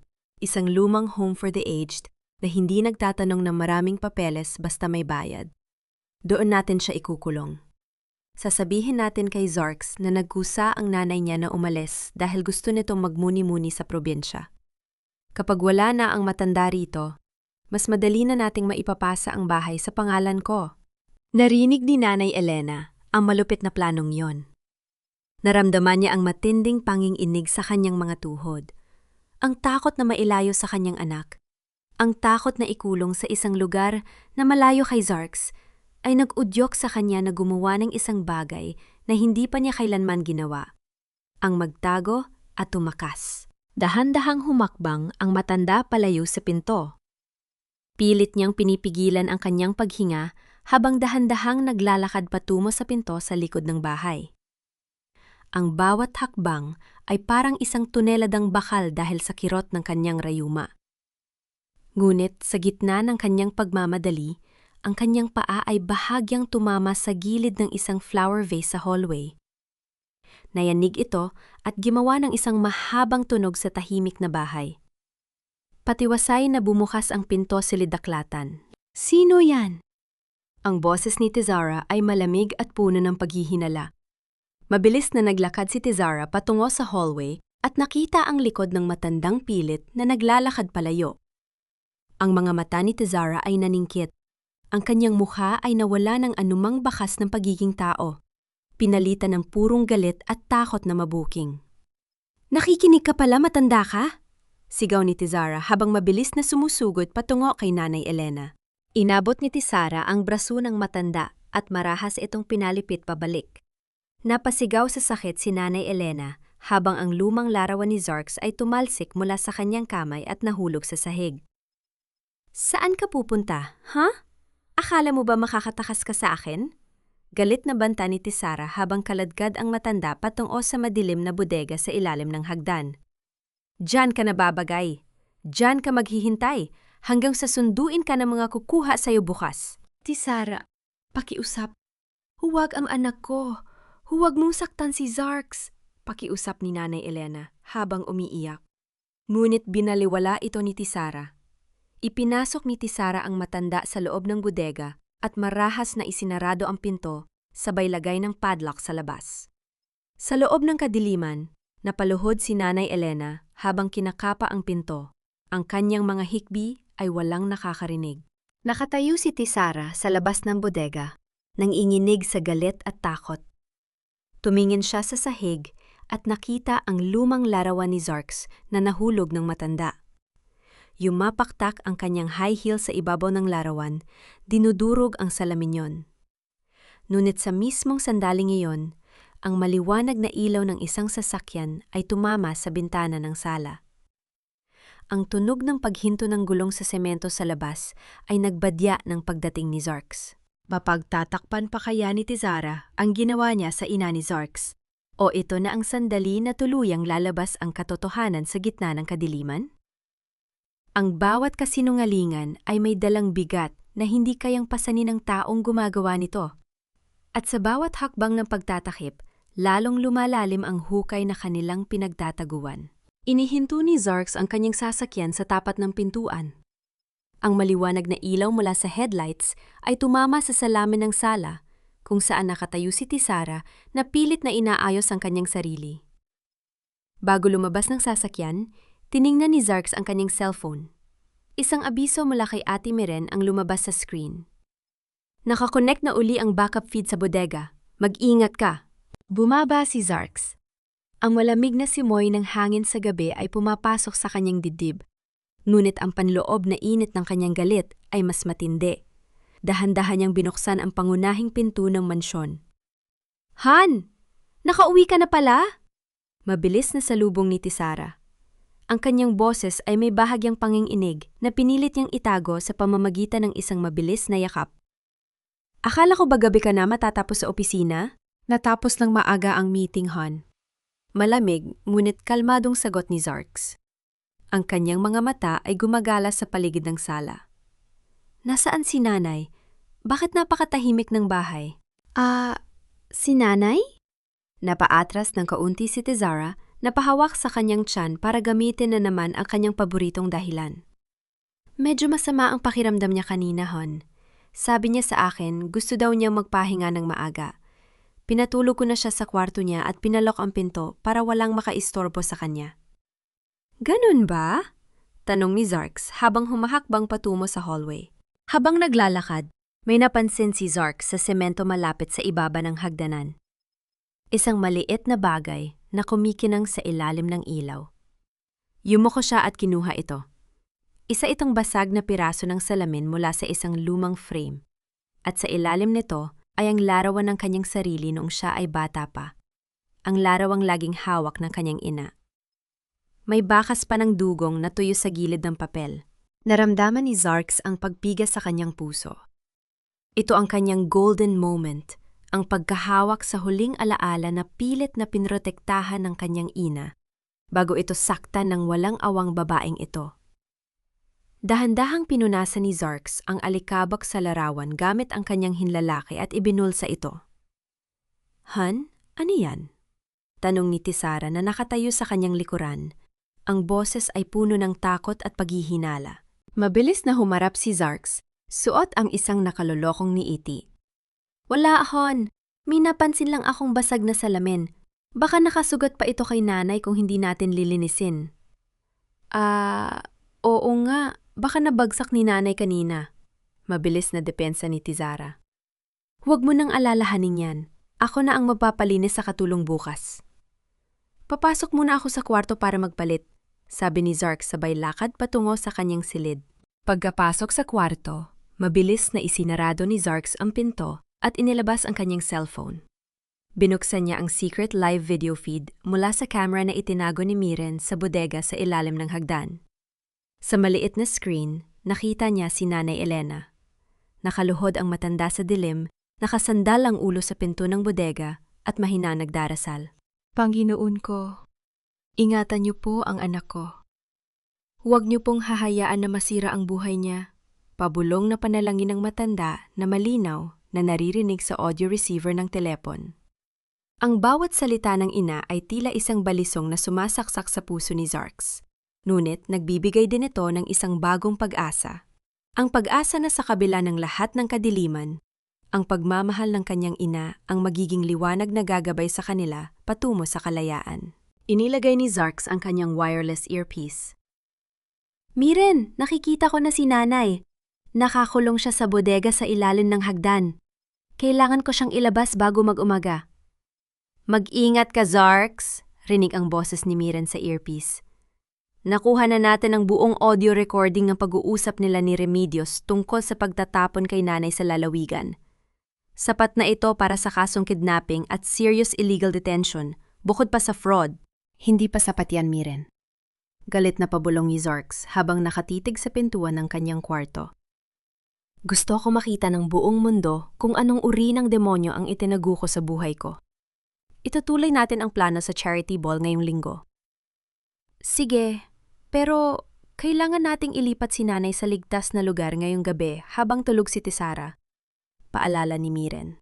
Lumabas si Zarks sa kwarto matapos niyang masigurong tulog na si Tisara dahil sa pampatagol na lihim niyang inilagay sa gatas nito. Dahan-dahan siyang bumaba patungo sa bodega. Sa pamamagitan ng duplicate na susi na ibinigay ni Miren, dahan-dahan pinihit ni Zarks ang padlock. Walang tunog na bumukas ang pinto ng bodega. "Nay!" Pabulong na tawag ni Zarks habang pumasok sa madilim na silid. Napaangat ang ulo ni Nanay Elena. Nang makita niya ang mukha ng kanyang anak sa ilalim ng ilaw ng cellphone, ang takot sa kanyang mga mata ay pinalitan ng luha ng kaginhawaan. "Zarks? Anak?" Pabulong na hikbi ng matanda. Niyakap ni Zarks nang mahigpit ang kanyang ina. "Nandito na ako, Nay. Ligtas ka na. Aalis na tayo rito." Ngunit habang inaalalayan niya ang kanyang ina na tumayo, biglang tumunog ang cellphone ni Tisara mula sa itaas ng hagdanan. Isang malakas na alarm ang umalingaw sa buong bahay. Ang security motion sensor na lihim na inilagay ni Remedios bago ito umalis. Narinig ang mabilis na pagbukas ng pinto sa itaas at ang mga yabag ng paang mabilis na bumababa sa hagdanan. "Sino yan, Zarks?" Ang sigaw ni Tisara mula sa tuktok ng hagdanan habang hawak ang isang matulis na vase bilang sandata. Magagawa kaya ni Zarks na mailabas ang kanyang ina nang hindi nagkakaroon ng marahas na paghaharap o mapipilitan na siyang ibaba ang kanyang maskara ng mas maaga kaysa sa kanyang pinaplano. Ang pinakamainam na paraan para huliin ang isang tusong ahas ay ang hayaan itong lumapit sa bitag habang inaakala nitong siya ang nagtatagumpay. Kapag ang katarungan ang gumagalaw, Kahit ang pinahamagaling na manlilinlang ay nagiging biktima ng sarili niyang kasakiman. Mabilis ang naging pag-iisip ni Zarks nang marinig ang galit na boses ni Tizara mula sa tuktok ng hagdanan. Sa loob ng maikling segundo, itinulak niya ng bahagya ang kanyang ina pabalik sa dilim ng bodega at dahan-dahang lumabas, suot ang isang mukha ng pagkagulat at pag-aalala. "Tizara! Ako ito!" Sigaw ni Zarks habang itinataas ang kanyang dalawang kamay. Huminto si Tizara sa gitna ng hagdanan. Ang matulis na vase sa kanyang kamay ay nakataas pa rin, ngunit ang takot sa kanyang mukha ay pinalitan ng pagtataa. "Zarks? Anong ginagawa mo dyan sa ibaba sa gitna ng gabi? Bakit tumutulog ang alarm?" "Nagising ako dahil narinig kong may kaluskos dito sa ibaba." Mabilis na pagsisinungaling ni Zarks. Ang boses ay kalmado at puno ng kapani-paniwalang pag-aalala. "Naalala kong pinalok mo ang kwarto ni nanay, kaya tiningnan ko kung ligtas siya. Nag-alala ako na baka may pumasok na magnanakaw." Nakahinga ng maluwag si Tizara. Ibinaba niya ang vase at dahan-dahang bumaba ng hagdan. "Nakuhan! Natakot naman ako sa'yo. Sabi ko naman sa'yo ligtas si nanay. Masyado ka namang paranoid. Halika na sa itaas, malamig dyan." "Sige Han, sumunod ka na sa kwarto, uminom lang ako ng tubig." Sagot ni Zarks habang pilit na naming iti. Pagkakyat ni Tizara pabalik sa kwarto, mabilis na pumasok si Zarks sa bodega. Inalalayan niya si Nanay Elena na lumabas sa pinto sa likod ng bahay kung saan naghihintay ang sasakyan ni Ate Miren. Sa gitna ng kadiliman ng gabi, nailipat ni Zarks ang kanyang ina sa ligtas na tahanan ng abogada, isugtahimik na lugar kung saan walang makakasakit sa matanda. Kinaumagahan, nagsimula ang ikalawang bahagi ng plano. Sa isang tago at pampribadong silid sa gitna ng lungsod, nakaupo si Ate Miren sa tapat ng isang lalaking balot ng takot at pawis, si Rico. "Miren, pakiusap. Huwag niyo akong ikulong. Wala akong alam sa mga ginagawa ni Tizara." Pakiusap ni Rico habang nakatitig sa mga dokumentong nakalapag sa mesa. Isang malamig na ngiti ang isinukli ni Miren. "Huwarang pagsisinungaling, Rico. Ngunit hawak ko ang buong talaan ng iyong mga utang sa sugal, ang mga bank transfer mula sa kumpanya ni Zarks patungo sa account mo, at ang mga recorded phone calls ninyo ni Tizara kung saan pinaplano ninyong alisin si Nanay Elena." Bumagsak ang balikat ni Rico. Ang kanyang mukha ay nawala ng kulay. "Ano? Anong gusto ninyong gawin ko?" Pumasok si Zarks sa silid. Ang kanyang presensya ay tila isang mabigat na ulap na nagpadilim sa buong kwarto. Tiningnan niya si Rico, ang lalaking nangahas na hawakan ng kanyang asawa at pagtawanan ang kanyang ina. "Ibibigay mo sa amin ang lahat ng ebidensya." Malamig na utos ni Zarks. Ang mga mensahe, ang mga voice notes, at ang nakasulat na kasunduan ninyo ni Tizara tungkol sa pagbebenta sa mansyon. Kapag ginawa mo yan, hindi kita isasama sa kasong plunder at frustrated murder na ihahain namin laban sa kanya. "Gagawin ko! Gagawin ko ang lahat!" Mabilis na sagot ni Rico, halatang walang anumang loyalty kay Tizara kapag ang sariling kaligtasan na ang nakataya. May isa pa kayong kailangang malaman. May malaking plano si Tizara sa darating na charity ball na yung Sabado. Kumunot ang no ni Zarks. "Anong plano?" "Magpapasok siya ng peking notaryo sa gitna ng programa para ipaanunsyo na inilipat mo na sa kanya ang mansyon at ang 50% ng shares ng kumpanya mo. Gagamitin niya ang peking pagbusuntis para makuha ang simpatya ng media at ng mga negosyante." Napatingin si Zarks kay Miren. Ang abogada ay dahan-dahang tumango. Ang mga mata ay nagniningning sa tagumpay. "Salamat sa impormasyon, Rico," sabi ni Miren. "Ito ang magiging huling pako sa kabaong ng mga pangarap ni Tizara." Bago umalis sa silid, inilabas ni Miren ang kanyang audio player at pinatugtog ang isang lihim na recording na nakuha ng kanilang surveillance device nitong nakaraang gabi. Ang boses ni Tizara ay umalingangaw sa silid. "Napakadaling lokohin ni Zarks.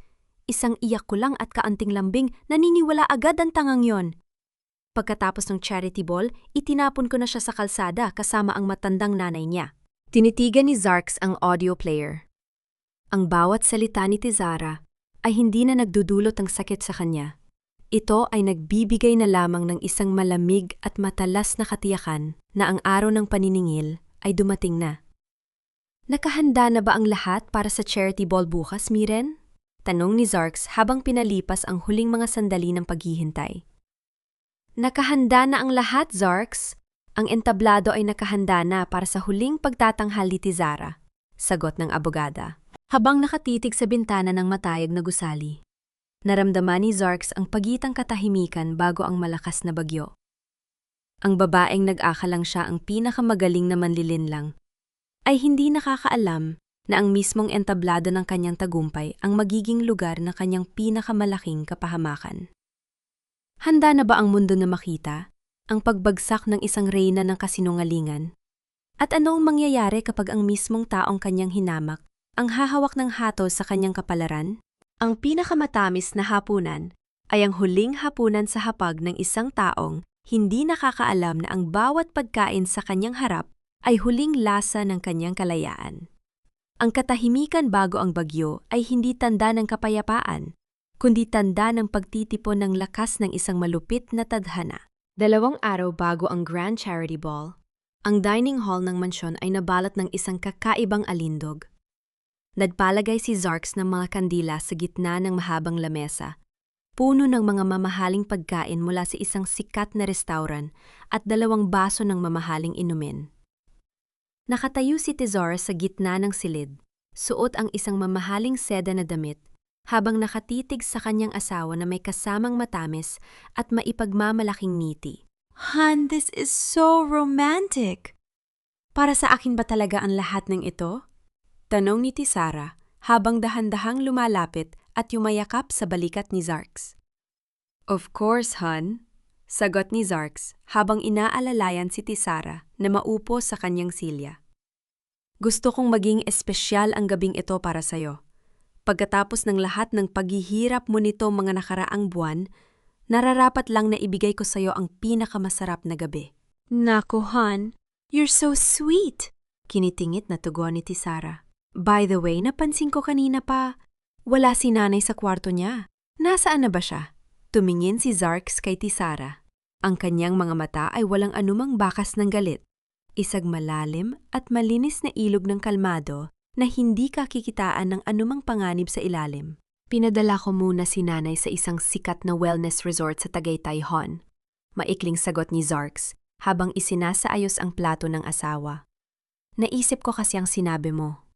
Baka nga mas nakaka-stress sa'yo ang kailangan pa siyang asikasuhin habang nagdadalang tao ka.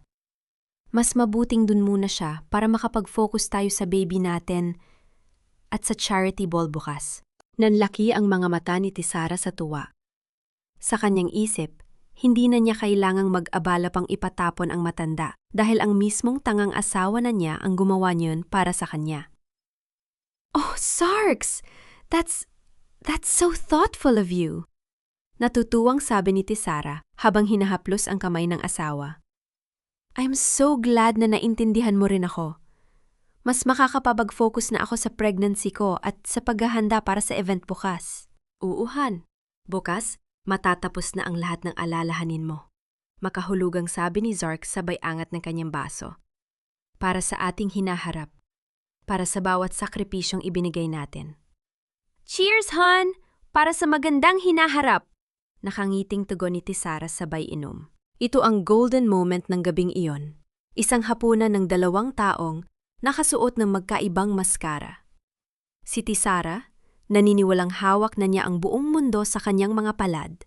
At si Zarks, na pinapanood ang bawat pagsubo ng asawa na may kasamang malamig at tumpak na pagtutuo sa kanyang isipan. Inilabas ni Zarks ang isang itim na kahon mula sa kanyang Amerikana at inilapag ito sa harap ni Tizara. "Ano to, Hon?" Tanong ni Tizara na may kasamang pananabik. "Buksan mo!" Malambi na utos ni Zarks. Nang buksan ni Tizara ang kahon, lumitaw ang isang napakagandang kwintas na gawa sa purong pilak at may malaking pulang batong kumikinang sa gitna. Isang alahas na ang halaga ay katumbas ng isang maliit na ari-arian. "Oh my God, Zarks! It's so gorgeous!" Nanginginig na sabi ni Tizara habang tinititigan ang kwintas. Inilabas ni Zarks ang kwintas at dahan-dahang itinali ito sa leeg ni Tisara. Habang ang kanyang mga daliri ay dumaan sa malamig na balat ng leeg ng asawa, naramdaman ni Zarks ang bahagyang pag-atras ng katawan nito. Isang mabilis at hindi maipaliwanag na panginginig na dumaan sa likod ni Tisara. Tumingin si Tisara sa salamin sa harap ng hapagkainan. Sa pamamagitan ng refleksyon, nagtama ang kanilang mga panikin. Sa kauna-unahang pagkakataon, nakita ni Tisara ang mga mata ni Zarks. Walang kislap ng lumang pagmamahal, kundi isang malamig at madilim na lalim na tila ba tumitingin sa isang taong patay na. Han, bakit ganyan ka makatingin sa akin? Pabulong at may bahagyang takot na tanong ni Tisara. Numiti si Zarks, isang ngiting hindi umabot sa kanyang mga mata. Wala, Han. Iniisip ko lang kung gaano ka magiging maganda bukas sa charity ball. Gusto kong ang lahat ng tao ay nakatitig sa'yo kapag lumabas na ang buong katotohanan. Nakahinga ng maluwag si Tisara, pinakawala ng takot at ibinalik ang kanyang maipagmamalaking ngiti. Of course, Han! I will be the star of the night! Oo, Tisara. Pabulong na sabi ni Zarks sa kanyang sarili habang tinititigan ang asawa. Ikaw ang magiging bituin ng gabi at ang iyong pagbagsak ang magiging pinakamalaking palabas na makikita ng lahat. Dumating ang hating gabi. Habang tulog na tulog si Tisara sa kanyang kwarto, nakatayo si Zarks sa balkona, nakatitig sa madilim na kalangitan. Inilabas niya ang kanyang telpono at tinawagan si Ate Miren. Miren, handa na ang lahat para bukas. Sisiguraduhin kong wala makakaligtas sa kanila. Nakahanda na ang buong media, ang mga pulis at ang mga ebidensya, Zarks. Bukas, makakamit na ng Nanay Elena mo ang katarungang matagal na niyang ibinaon sa luha. Sagot ng abogada sa kabilang linya. Inilagay ni Zarks ang kanyang kamay sa kanyang bulsa at hinawakan ang lumang larawan nila ng kanyang ina. Ang gabi ng paniningil ay dumating na. Magagawa kaya ni Tisara na makatakas sa bitag na binuo sa mismong entablado ng kanyang karangyaan? O ang gabing ito na ang magiging huling gabi ng kanyang malayang paghinga? Ang pinakamasayang araw sa buhay ng isang taong puno ng kasinungalingan ay ang araw na kasunod ng kanyang pinakamalaking pagbagsak. Ang karangyaang itinayo sa ibabaw ng luha ng iba ay parang kastilyong buhangin. Isang malakas na hampas lamang ng alon at ito ay magiging wala. Araw ng Charity Ball. Ang malaking ballroom ng pinakasikat na 5 bituing hotel sa lungsod ay pinalalamutian ng ginto at kristal. Ang bawat sulok ay kumikinang sa ilalim ng matataas na chandelier, habang ang mga tanyag na negosyante, mamamahayag, at kilalang personalidad sa lipunan ay unti-unti nang nagdarating. Sa loob ng isang pampribadong suite sa hotel, nakatayo si Tisara sa harap ng isang malaking salamin. Suot niya ang isang napakagandang pulang damit na gawa ng isang sikat na designer at sa kanyang leeg ay kumikinang ang mamahaling kwintas na ibinigay ni Zarks nitong nakaraang gabi. Sa kanyang tabi, si Remedios ay abala sa pag-aayos ng sarili nitong mamahaling alahas. Look at you, Tisara! Mukha kang isang tunay na reyna! Natutuwang sabi ni Remedios habang tinititigan ng anak. Kapag inihayad na ni Zarks ang paglilipat ng mansyon at ng shares ng kumpanya ngayong gabi, wala nang makakapigil sa atin. Isang maipagmamalaking tawa ang pinakawala ni Tisara habang pinagmamasdan ang kanyang refleksyon. Sabi ko sa'yo, Mommy, napakadaling paikutin ng lalaking yon. Basta, gagamitin mo lang ang emosyon at ang salitang pamilya, gagawin niya ang lahat. At yung matanda ning nanay, siguradong nandun ngayon sa lalawigan, mag-isang umiiyak. Siguraduhin mo lang na nakahanda ang peking notaryo na kinuha natin para agad na mapirmahan ang mga papeles sa harap ng mga bisita. Paalala ni Remedios. Don't worry, Mommy. Handang-handa na ang lahat. Ngayong gabi, magiging pinakasikat na babae ako sa buong alta sosyedad. Kumpiyansang sagot ni Tisara. Samantala, sa isang hiwalay na silid sa ibabang palapag ng hotel, nakatayo si Zarks sa tabi ni Ate Miren.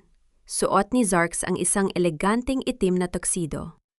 Ang kanyang mukha ay kasing tigas ng semento, ngunit sa kanyang mga mata ay may malamig na ningas ng determinasyon. Inilagay ni Miren ang isang formal na folder sa mesa. Zarks, nakuha ko na ang opisyal na sertipikasyon mula sa pinakamalaking klinika sa lungsod. Nakasaad dito na wala kang anumang kakayahang makabuo ng anak dahil sa iyong nakaraang operasyon. At kasama rin dito ang resulta ng pagsusuri sa damit at una na ginamit ni Tisara para magpanggap na buntis. Tiningnan ni Zarks ang mga papel. Salamat, Miren. Nasaan na si nanay? Nasa pampribadong kwarto siya rito sa hotel, kasama ang 2 kong wardiya. Ligtas siya at nakapagpahinga ng maayos. Sagot ng abogada. Bago umakyat sa ballroom, pumasok muna si Zarks sa silid kung saan naroon ang kanyang ina. Nakaupo si Nanay Elena sa isang malambot na armchair, suot ang isang simpleng barotsaya na binili ni Zarks para sa kanya. Nang makita ng matanda ang kanyang anak, agad itong tumayo at hinawakan ng mga kamay nito. Ito ang golden moment ng gabing iyon. Isang tahimik na sandali ng pagmamahal ng ina sa gitna ng nagbabadyang gulo. Ang mga kamay ni Nanay Elena, bagaman may mga sugat pa rin mula sa kalupitan ni Tisara, ay puno ng init habang hinahaplos ang pisngi ng kanyang anak. Zarks, anak, pabulong na sabi ng matanda, ang kanyang mga mata ay puno ng pag-aalala. Ligtas ba ang gagawin mo ngayong gabi? Ayokong malagay ka sa panganib dahil lang sa akin. Lumuhod si Zarks sa harap ng kanyang ina at hinalikan ang mga kamay nito. Nay, huwag kayong mag-alala. Ang gagawin ko ngayong gabi ay hindi lang para sa akin, kundi para ibalik ang danggal at karangalan na tinangka nilang tapakan. Ang bawat luha niyo ay may katapat na katarungan. Huminga ng malalim si Nanay Elena at tumango. Ipinagkakatiwala ang lahat sa kanyang anak. Mag-ingat ka, anak. Magdarasal ako para sa'yo. Paglabas ni Zarks sa silid, muling nagsuot ng malamig na maskara ang kanyang mukha. Lumakad siya patungo sa Grand Ballroom kung saan naghihintay ang daan-daang bisita, ang mga mamamahayag at ang kanyang asawang si Tisara. Sa loob ng malaking silid, nakatayo si Tisara sa gitna ng entablado, kumakaway sa mga bisita at kumukuha ng litra to kasamang iba't ibang sikat na personalidad. Ang mga ilaw mula sa mga kamera ng media ay sunod-sunod na kumikislap sa kanyang mukha, nagbibigay sa kanya ng pakiramdam na siya ang pinakamakapangyarihang babae sa gabing yon. Nang makita ni Tisara si Zarks na pumasok sa malaking pinto, mabilis siyang lumapit at kumapit sa braso ng asawa. "Hon, you're here! Magsisimula na ang pangunahing programa. Naisip ko, bago tayo magbigay ng donasyon, dapat ipaanunsyo na natin sa lahat ang tungkol sa paglilipat ng mansyon at ng kumpanya para sa baby natin." Pabulong at masiglang sabi ni Tisara. Tumingin si Zarks sa malaking LED screen sa likod ng entablado, isog higanting screen na dapat ay magpapakita ng mga larawan ng kanilang romantikong pagsasama. Tumango siya kay Tisara. Ang kanyang ngiti ay kasing lamig ng yelo sa gitna ng taglamig. "Sige, Tisara, pumunta na tayo sa entablado. Sisiguraduhin kong ang gabing ito ay hinding-hindi malilimutan ng sinumang nakatayo sa silid na ito." Umayos ng lakad si Tisara habang umaakyat sa entablado kasama si Zarks, hawak ang mikropono at nakatingin sa daan-daang taong nakatitig sa kanila. Hindi alam ng babaeng nakasuot ng pulang damit na ang bawat ilaw na kumikislap sa kanyang mukha ay hindi ilaw ng kanyang tagumpay, kundi ilaw ng isang malaking bitag na naghihintay na sumabog sa kanyang harap. Ano ang mangyayari kapag ang higanting screen sa entablado ay magsimula na magpalabas ng katotohanan at paano haharapin ni Tisara ang pampublikong hukay ng kanyang sariling kasakiman? Ang pinakamalakas na hatol ay hindi ang ibinibigay ng isang hukom sa loob ng hukuman, kundi ang hatol ng katotohanang ibinubunyag sa harap ng mundong iyong pinaloloko. Sa isang iglap, ang karangyaan ay nagiging kahiyahiyang kadena na pumupuksa sa iyong pagkatao. Nakatayo si Tisara sa gitna ng entablado. Hawak ang gintong mikropono habang ang daan-daang bisita sa Grand Ballroom ay nakatitig sa kanya. Ang mga ilaw ng media camera ay sunod-sunod na kumikislap, nagbibigay ng liwanag sa kanyang pulang damit at sa mamahaling kwintas na nakalingkis sa kanyang leeg. "Magandang gabi sa inyong lahat." Pagsisimula ni Tisara. Ang kanyang boses ay puno ng tamis at kapakumbabaan. "Gusto ko lang magpasalamat sa inyong pagdalo sa gabing ito bilang isang nagdadalang tao Napakasaya ng puso ko dahil kasama ko ang aking mahal na asawa, si Zarks, na handang ibigay ang lahat para sa aming pamilya at para sa hinaharap ng aming anak. Pumalakpak ang mga tao sa silid. Si Remedios, na nakaupo sa unang mesa malapit sa entablado, ay nakatayo pa at kumakaway sa mga kakilalang negosyante, tila ba siya na ang pinakamataas na babae sa lipunan. Kinuha ni Zarks ang pangalawang mikropono. Lumapit siya sa tabi ni Tisara.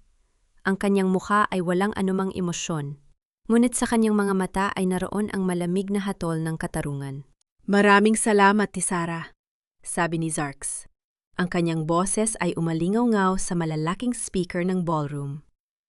Ngunit bago natin ipagpatuloy ang gabi, may inihanda akong isang espesyal na video presentation para sa aking asawa at para sa pinararangalan nating lahat ngayong gabi.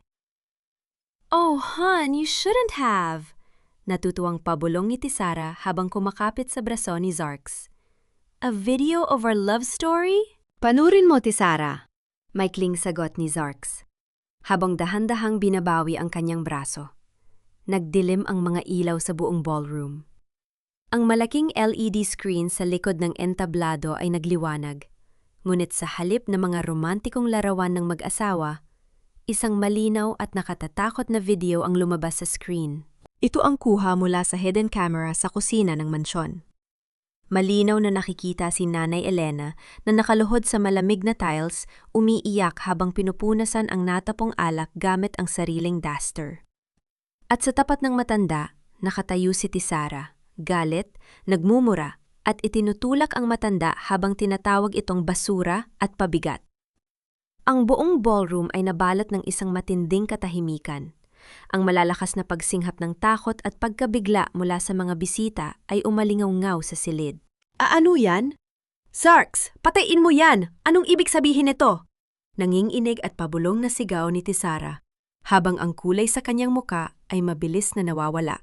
Ngunit hindi tumigil ang screen. Lumabas ang ikalawang video, agkuha mula sa sasakyan at sa motel kung saan kasama ni Tisara ang kanyang natin na si Rico. Malinaw na naririnig ang boses ni Tisara mula sa audio recording. Napakadaling lokohin ni Zarks. Isang iyak ko lang at kaunting laming, naniniwala agad ang tangang yon. Walang bata sa tiyan ko. Pagkatapos kong makuha ang mansyon, itatapon ko na ang matandang yon sa kalsada. Kasunod nito, lumabas sa malaking screen ang opisyal na medical na sertipikasyon mula sa pinakamalaking ospital na nagpapatunay na si Zarks ay nagkaroon ng operasyon 1 taon na ang nakalilipas at hinding-hindi makakabuo ng anak kasama ang larawan ng unan at contraceptive pills na ginamit ni Tisara. Ang buong silid ay sumabog sa matinding ingay ng galit at pambabatikos. Ang mga mamamahayag at reporters ay mabilis na lumapit sa harap ng entablado. Ang mga ilaw ng kanilang mga kamera ay sunod-sunod na kumikislap sa namumutlang muka ni Tisara. Sinungaling! Sigaw ng isang bisita sa madla. Napakawalang hiya! Pinalalabas mong anghel ka habang ginaganyan mo ang biyanan mo? Sigaw pa ng isa. Napatras si Tisara. Ang gintong mikropono sa kanyang kamay ay nahulog at gumulong sa sahig. Tumingin siya sa kanyang inang si Remedios, ngunit nakita niyang pilit na nagtatago si Remedios sa ilalim ng mesa para takpan ang kanyang mukha sa mga kamera ng media. Lumapit si Zarks sa harap ng mikropono. Tinitigan niya ang asawa ngayon ay nanginginig sa matinding hukay at takot. Ginamit mo ang pagmamahal ko, Tisara. Ginamit mo ang pangarap kong magkaroon ng pamilya. At binaboy mo ang tanging taong nagbigay sa akin ng buhay. Ang aking ina ay hindi basura.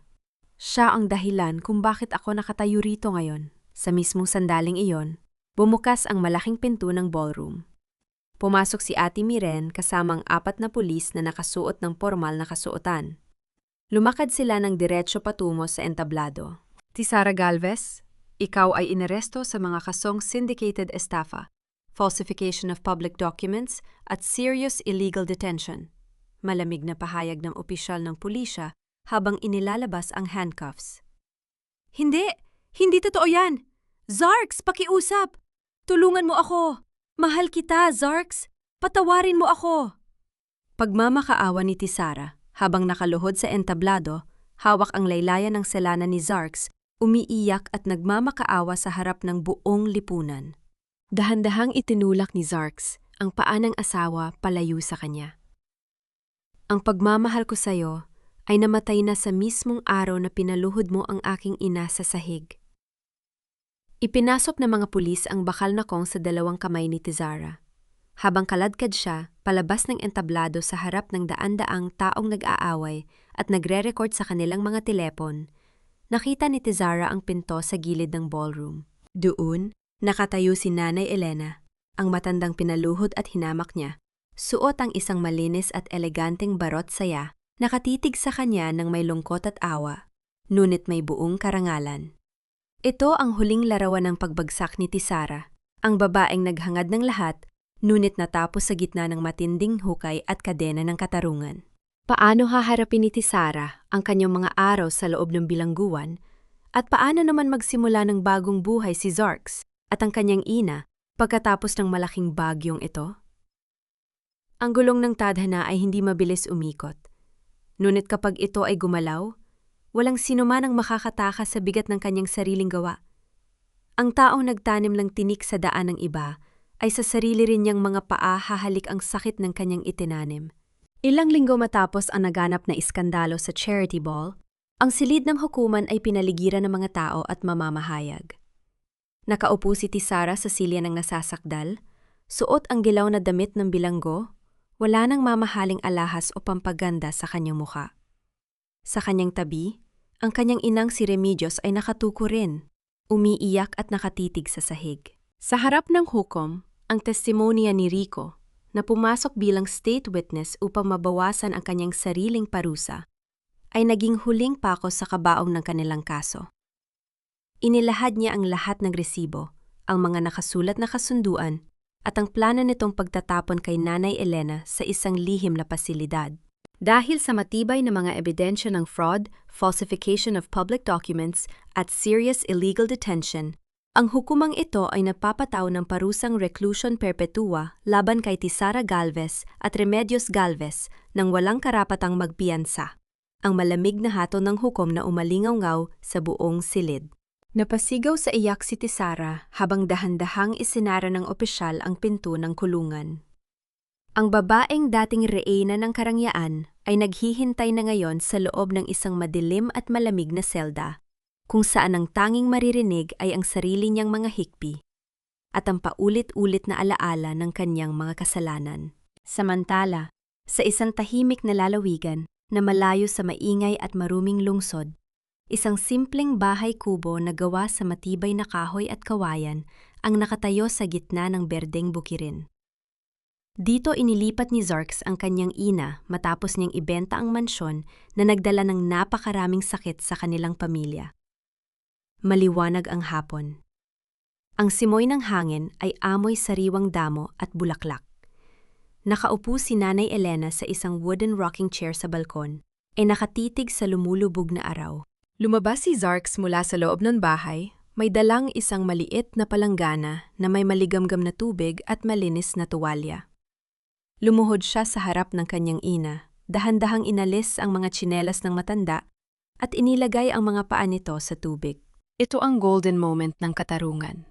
Ang eksenang ganap na nagpabago sa lahat. Ang mga paang dating pinaluhod at inapakan ng walang awang asawa sa malamig na tiles ng mansyon, ngayon ay maingat na hinuhugasan ng kanyang nag-iisang anak gamit ang maligamgam na tubig at luha ng pagmamahal. Zarks, anak, huwag mo nang gawin ito, may nang sabi ni Nanay Elena habang pilit na iniaangat ang kanyang anak. Nakakahiya sa'yo. Ikaw ay isang matagumpay na lalaki. Tumingin si Zarks sa kanyang ina. Ang kanyang mga mata ay puno ng paggalang at pagmamahal. Nay, ang mga paang ito ang naglakad sa gitna ng hirap para mapag-aral ako. Ang mga paang ito ang nagtiis ng sakit para lang magkaroon ako ng magandang hinaharap. Ang hugasan ng inyong mga paa ay ang pinakamataas na karangalang maibibigay ko sa sarili ko. Napahagulgol sa tuwa si Nanay Elena. Dahan-dahan niyang ipinatong ang kanyang mga kamay sa ulo ng anak, nagbibigay ng isang tahimik na basbas ng pagmamahal na nagpahilom sa bawat sugat sa kanilang mga puso. Hindi nagtagal, isang puting sasakyan ang huminto sa tapat ng bakod. Bumaba mula rito si Ate Miren. Suot ang isang simpleng damit na panglakad, may dalang isang formal na folder. Magandang hapon sa inyo. Masayang bati ni Miren habang umaakyat sa balkonahe. Miren! Halika, maupo ka. Naganda ako ng kape at kakanin. Masayang bati ni Nanay Elena na agad na tumayo para asikasuhin ang bisita. Tumingin si Zarks kay Miren. May balita ba mula sa bangko at sa korte? Inilapag ni Miren ang folder sa mesa. Bawi na ang lahat ng perang nanakaw sayo at sa account ni Nanay Zarks. Ang buong halaga mula sa pagbebenta ng mansyon at ang na-freeze na pera mula sa pamilya ni Tizara ay opisyal lang naisalin sa panibagong pondo. Salamat, Miren. Kung wala ka, hindi ko alam kung paano ko maililigtas ang nanay ko.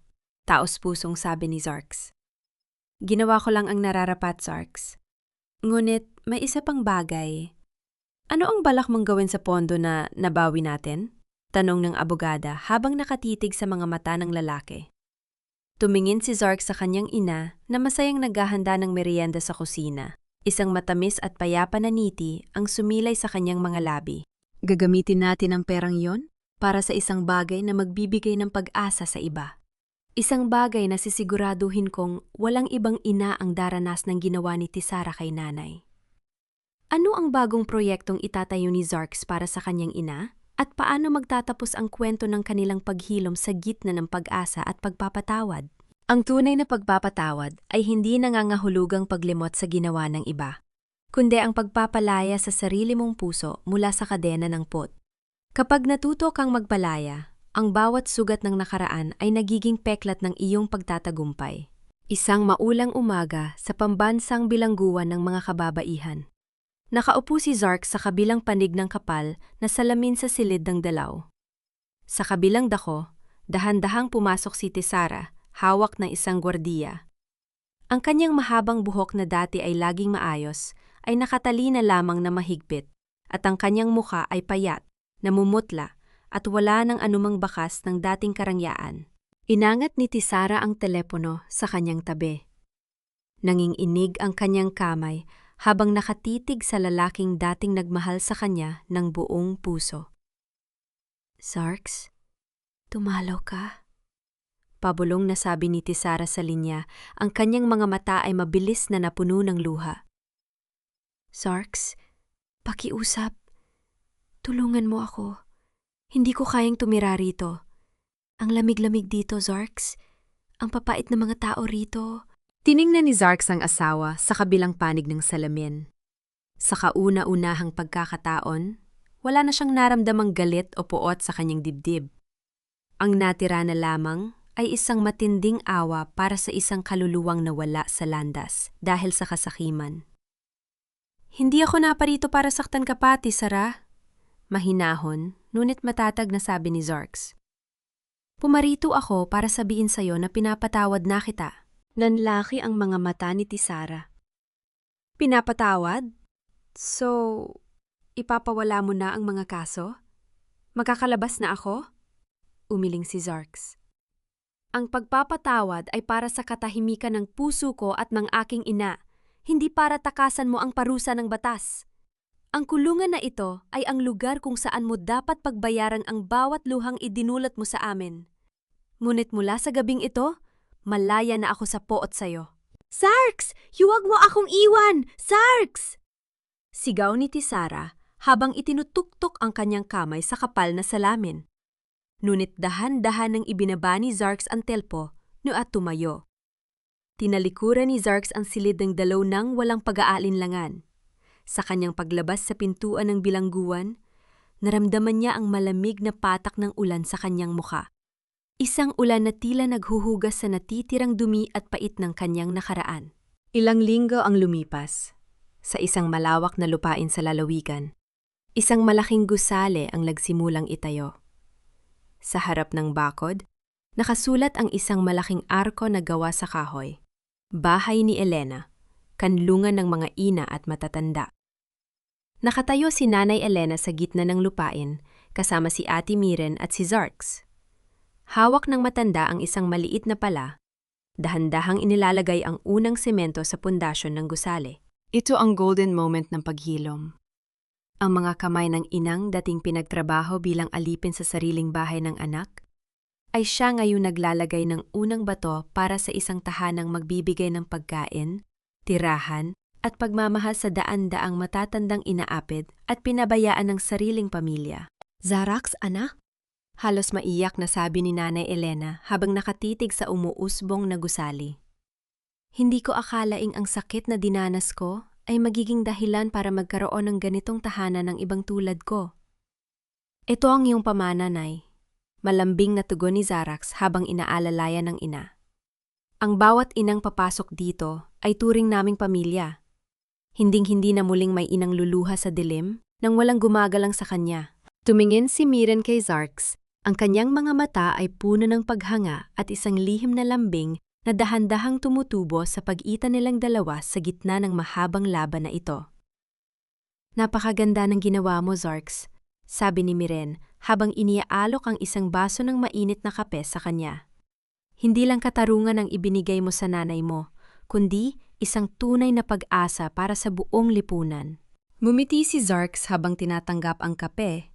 Ang kanyang mga daliri ay bahagyang dumaan sa daliri ni Miren. Isang mabilis ngunit tahimik na kuryente ng emosyon ang dumaan sa kanilang dalawa. Isa't pag-ibig na hindi minadali, kundi itinayo sa ibabaw ng respeto, tiwala at pagsasamang dumaan sa subok ng panahon. Salamat, Miren. Hindi ko magagawa ang lahat ng ito kung wala ka sa tabi ko. Pabulong na sabi ni Zarx. Habang nakatitig silang tatlo sa lumulubog na araw sa ibabaw na ginagawang bahay ni Elena, naramdaman ni Zarx na ang mahabang gabi ng kanyang buhay ay ganap ng natapos. Ang dilim ng pagtataksil ay pinalitan ng maliwanag na umaga ng pag-asa. Ano ang magiging huling leksyon ng kwentong ito para sa bawat taong nakikinig? At paano magtatapos ang paglalakbay ni Zarx, Nanay Elena at Miren patungo sa kanilang bagong simula? Ang tunay na tahanan ay hindi ginagawa mula sa semento at bakal, kundi mula sa pagmamahal, pagtanggap at paghilom ng mga pusong minsan nang nasugatan ng mundo.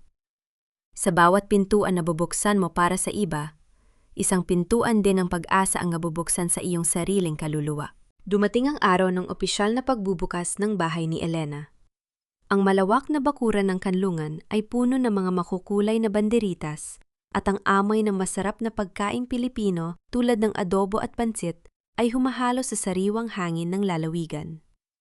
Ang mga mamamahayag, mga pampublikong opisyal at higit sa lahat, ang mga matatandang inang dating walang matuluyan ay masayang nagtitipon sa paligid. Nakatayo si Nanay Elena sa harap ng malaking pintuan. Suot ang isang magandang pastel na barotsaya. Sa kanyang tabi, si Zarx at si Ati. Miren ay nakatayo ng may pagniningning sa mga mata. Maraming salamat sa inyong lahat na dumalo ngayong araw. Ang boses ni Zarx ay umalingaw-ngaw sa simpleng sound system ng kanlungan. Ang bahay ni Elena ay hindi lang isang gusali. Ito ay simbolo ng pagmamahal ng isang ina na nagtiis ng sakit upang ang iba ay magkaroon ng ligtas na tahanan. Dito, walang inang pampahirapan at walang matandang itatapon sa dilim. Pumalakpak ang mga tao at marami sa mga matatandang kababaihan ang umiyak sa tuwa habang gupitin ni Nanay Elena ang ribbons ng pagbubunak. Ito ang golden moment ng hapon na iyon. Isang eksena ng walang katapusang awa. Isang batang ina na bahabahagyang may pasa sa mukha at hawak ang kanyang maliit na anak ang dahan-dahang lumapit sa bakod, nang inginig at nahihiyang pumasok. Nang makita ito ni Nanay Elena, mabilis na lumakad ang matanda patungo sa kanila. Niyakap ang batang ina at pinalapit sa hapagkainan. Pumasok ka, anak. Ligtas ka na rito, kumain ka at magpahinga. Malambing na sabi ni Nanay Elena habang ipinaglalaan sila ng mainit na sabaw. Nakatitig si Zarx sa kanyang ina mula sa malayo. Naramdaman niya ang isang matinding init sa kanyang dibdib. Ang inang minsang pinaluhod at ginawang alipin sa mansyon ay siya ngayong nagbibigay ng kanlungan at dignidad sa mga taong nawala ng pag-asa. Lumapit si Miren sa tabi ni Zarx, hawak ang 2 tasa ng tsokolate. Napakagandang tingnan ng nanay mo, Zarx. Tila nawala ang lahat ng taon ng kanyang paghihirap. Tumingin si Zarx kay Miren. Dahil ito sa'yo, Miren, kung hindi mo ako tinulungang harapin ang katotohanan, baka hanggang ngayon ay nakakulong pa rin ako sa kasinungalingan ni Tisara. Ginawa ko ang dapat, Zarks. Pero ikaw ang pumili na magpatawad at gawing kabutihan ang iyong galit. Sagot ni Miren habang nakatitig sa mga mata ng lalaki. Sa gabing yon, matapos umalis ang mga bisita at magpahinga ang mga residente ng kanlungan, nakaupo si Zarks sa kanyang silid.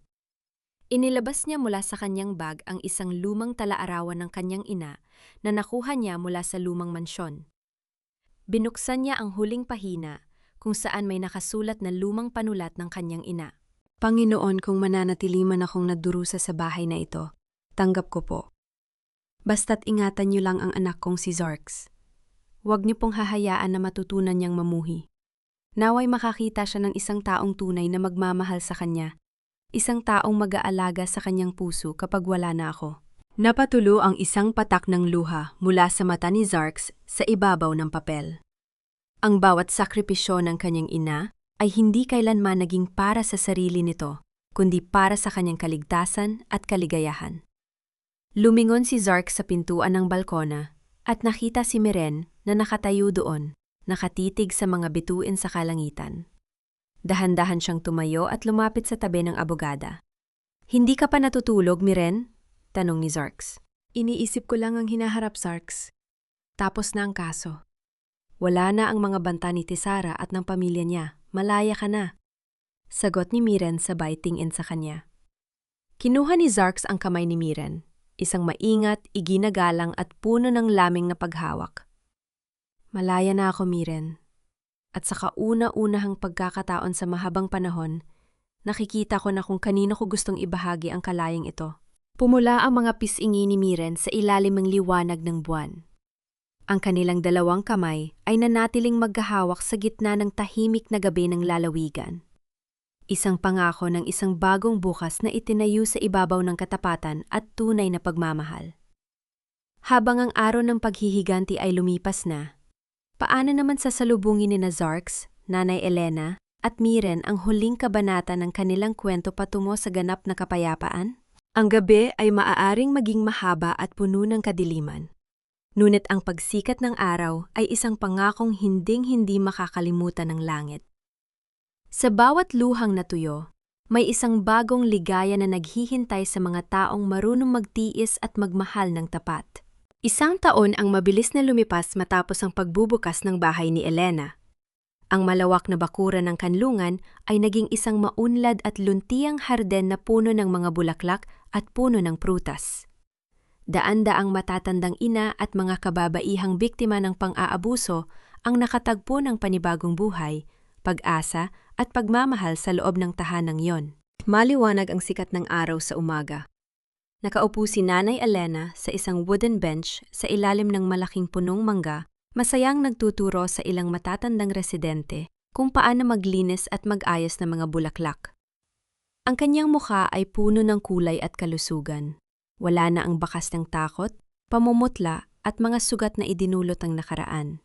Lumabas si Zarks mula sa pangunahing gusali, suot ang isang simpleng barong Tagalog.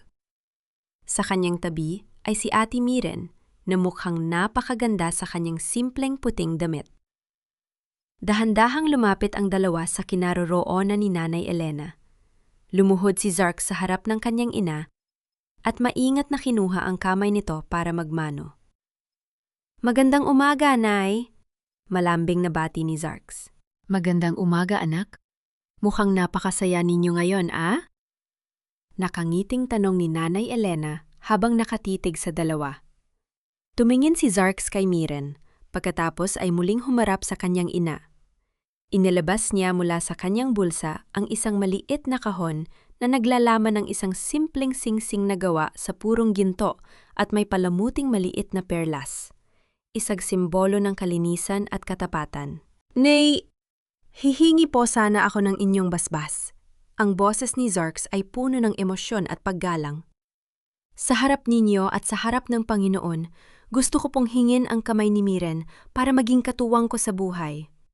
Siya ang taong tumulong sa atin sa gitna ng dilim at siya ang taong gusto kong makasama sa pagbuo ng isang tunay at marangal na pamilya." Napahawak si Nanay Elena sa kanyang dibdib. Ang kanyang mga mata ay mabilis na napuno ng luha ng kagalakan. Tumingin siya kay Miren, na bahagyang umiiyak na rin sa tuwa. Miren, anak, pabulong na sabi ni Nanay Elena habang kinukuha ang kamay ng abogada. Ikaw ang sagot sa mga panalangin ko noong mga gabing umiiyak ako sa dilim. Pinalaya mo ang anak ko at binigyan mo kami ng pag-asa. Walang mas hihigit pang kaligayahan para sa akin, kundi ang makita kang maging bahagi ng aming pamilya. Maraming salamat po, Nanay Elena. Emosyonal na sagot ni Miren sabay yakap ng mahigpit sa matanda. Ipinangako ko po sa inyo at kay Zarks, aalagaan at mamahalin ko ang pamilyang ito ng buong katapatan. Isinuot ni Zarks ang singsing sa daliri ni Miren sa ilalim ng liwanag ng araw at sa harap ng kanyang ina. Walang maranyang ballroom, walang mga peking tao sa alta sosyedad, at walang mga kasinungalingan. Ang mayroon lamang ay ang purong pagmamahal, respeto at kapayapaan. Sa kabilang dako ng bansa, sa loob ng pambansang bilangguan, nakatanggap si Zarks ng isang huling sulat mula sa abogado ng estado. Nakaadsa roon na si Tisara ay ganap ng tumanggap sa kanyang parusa. Wala na ang kanyang purong kasakiman at pride. Araw-araw siyang nagtatrabaho sa silid-aklatan ng kulungan, tahimik at nag-iisa, habang pinagdudusa ang kanyang mga kasalanan sa gitna ng matinding pagsisisi. Tinitigan ni Zarks ang sulat sa kanyang kamay. Pagkatapos ay dahan-dahan itong itinabi sa kabinet. Wala na siyang anumang nararamdamang galit. Ang nakaraan ay mananatiling nakaraan at ang hinaharap ay bukas na para sa mga taong marunong magmahal ng tapat. 3 taon ang mabilis na lumipas. Sa malawak na beranda ng bahay ni Elena, ang malamig na simoy ng hangin sa hapon ay nagdadala ng tunog ng tawanan ng mga bata. Isang maliit na batang babae na may 2 taong gulang ang masayang tumatakbo sa damuhan habang nakatitig sa kanya si Nanay Elena mula sa kanyang rocking chair. Apo, dahan-dahan sa pagtakbo! Baka ka madapa! Nakanyiting paalala ni Nanay Elena. Lumapit si Zarks mula sa likuran at inakbayan ang kanyang asawang si Miren na hawak ang isang tasa ng mainit na tsaa. Tinitigan nila ang kanilang anak na masayang naglalaro sa piling ng kanyang lola. Sino mag-aala, Zarks? Pabulong na sabi ni Miren habang isinasaayos ang ulo sa balikat ng aswa. Mula sa isang maruming kasinungalingan at matinding sakit, nakatayo tayo ngayon dito sa gitna ng isang napakagandang pangarap. Ang lahat ng ito ay dahil sa pagmamahal ng aking ina, Miren. Sagot ni Zarks habang tinititigan si Nanay Elena. Kung hindi dahil sa kanyang pagtitiis at panalangin, baka tuluyan na ako nabalot ng pot. Ang kanyang pagmamahal ang naging ilaw ko sa pinakamadilim na gabi. Tumingin si Nanay Elena sa kanila. Ang kanyang mukha ay nagnaningning sa ligaya. Ang mga kamay na dating marumi at sugatan dahil sa kalupitan ng iba ay siya ngayong humahawak sa panibagong henerasyon ng kanyang pamilya. Isang henerasyong itinayo sa ibabaw ng katapatan, katarungan at walang katapusang pagmamahal.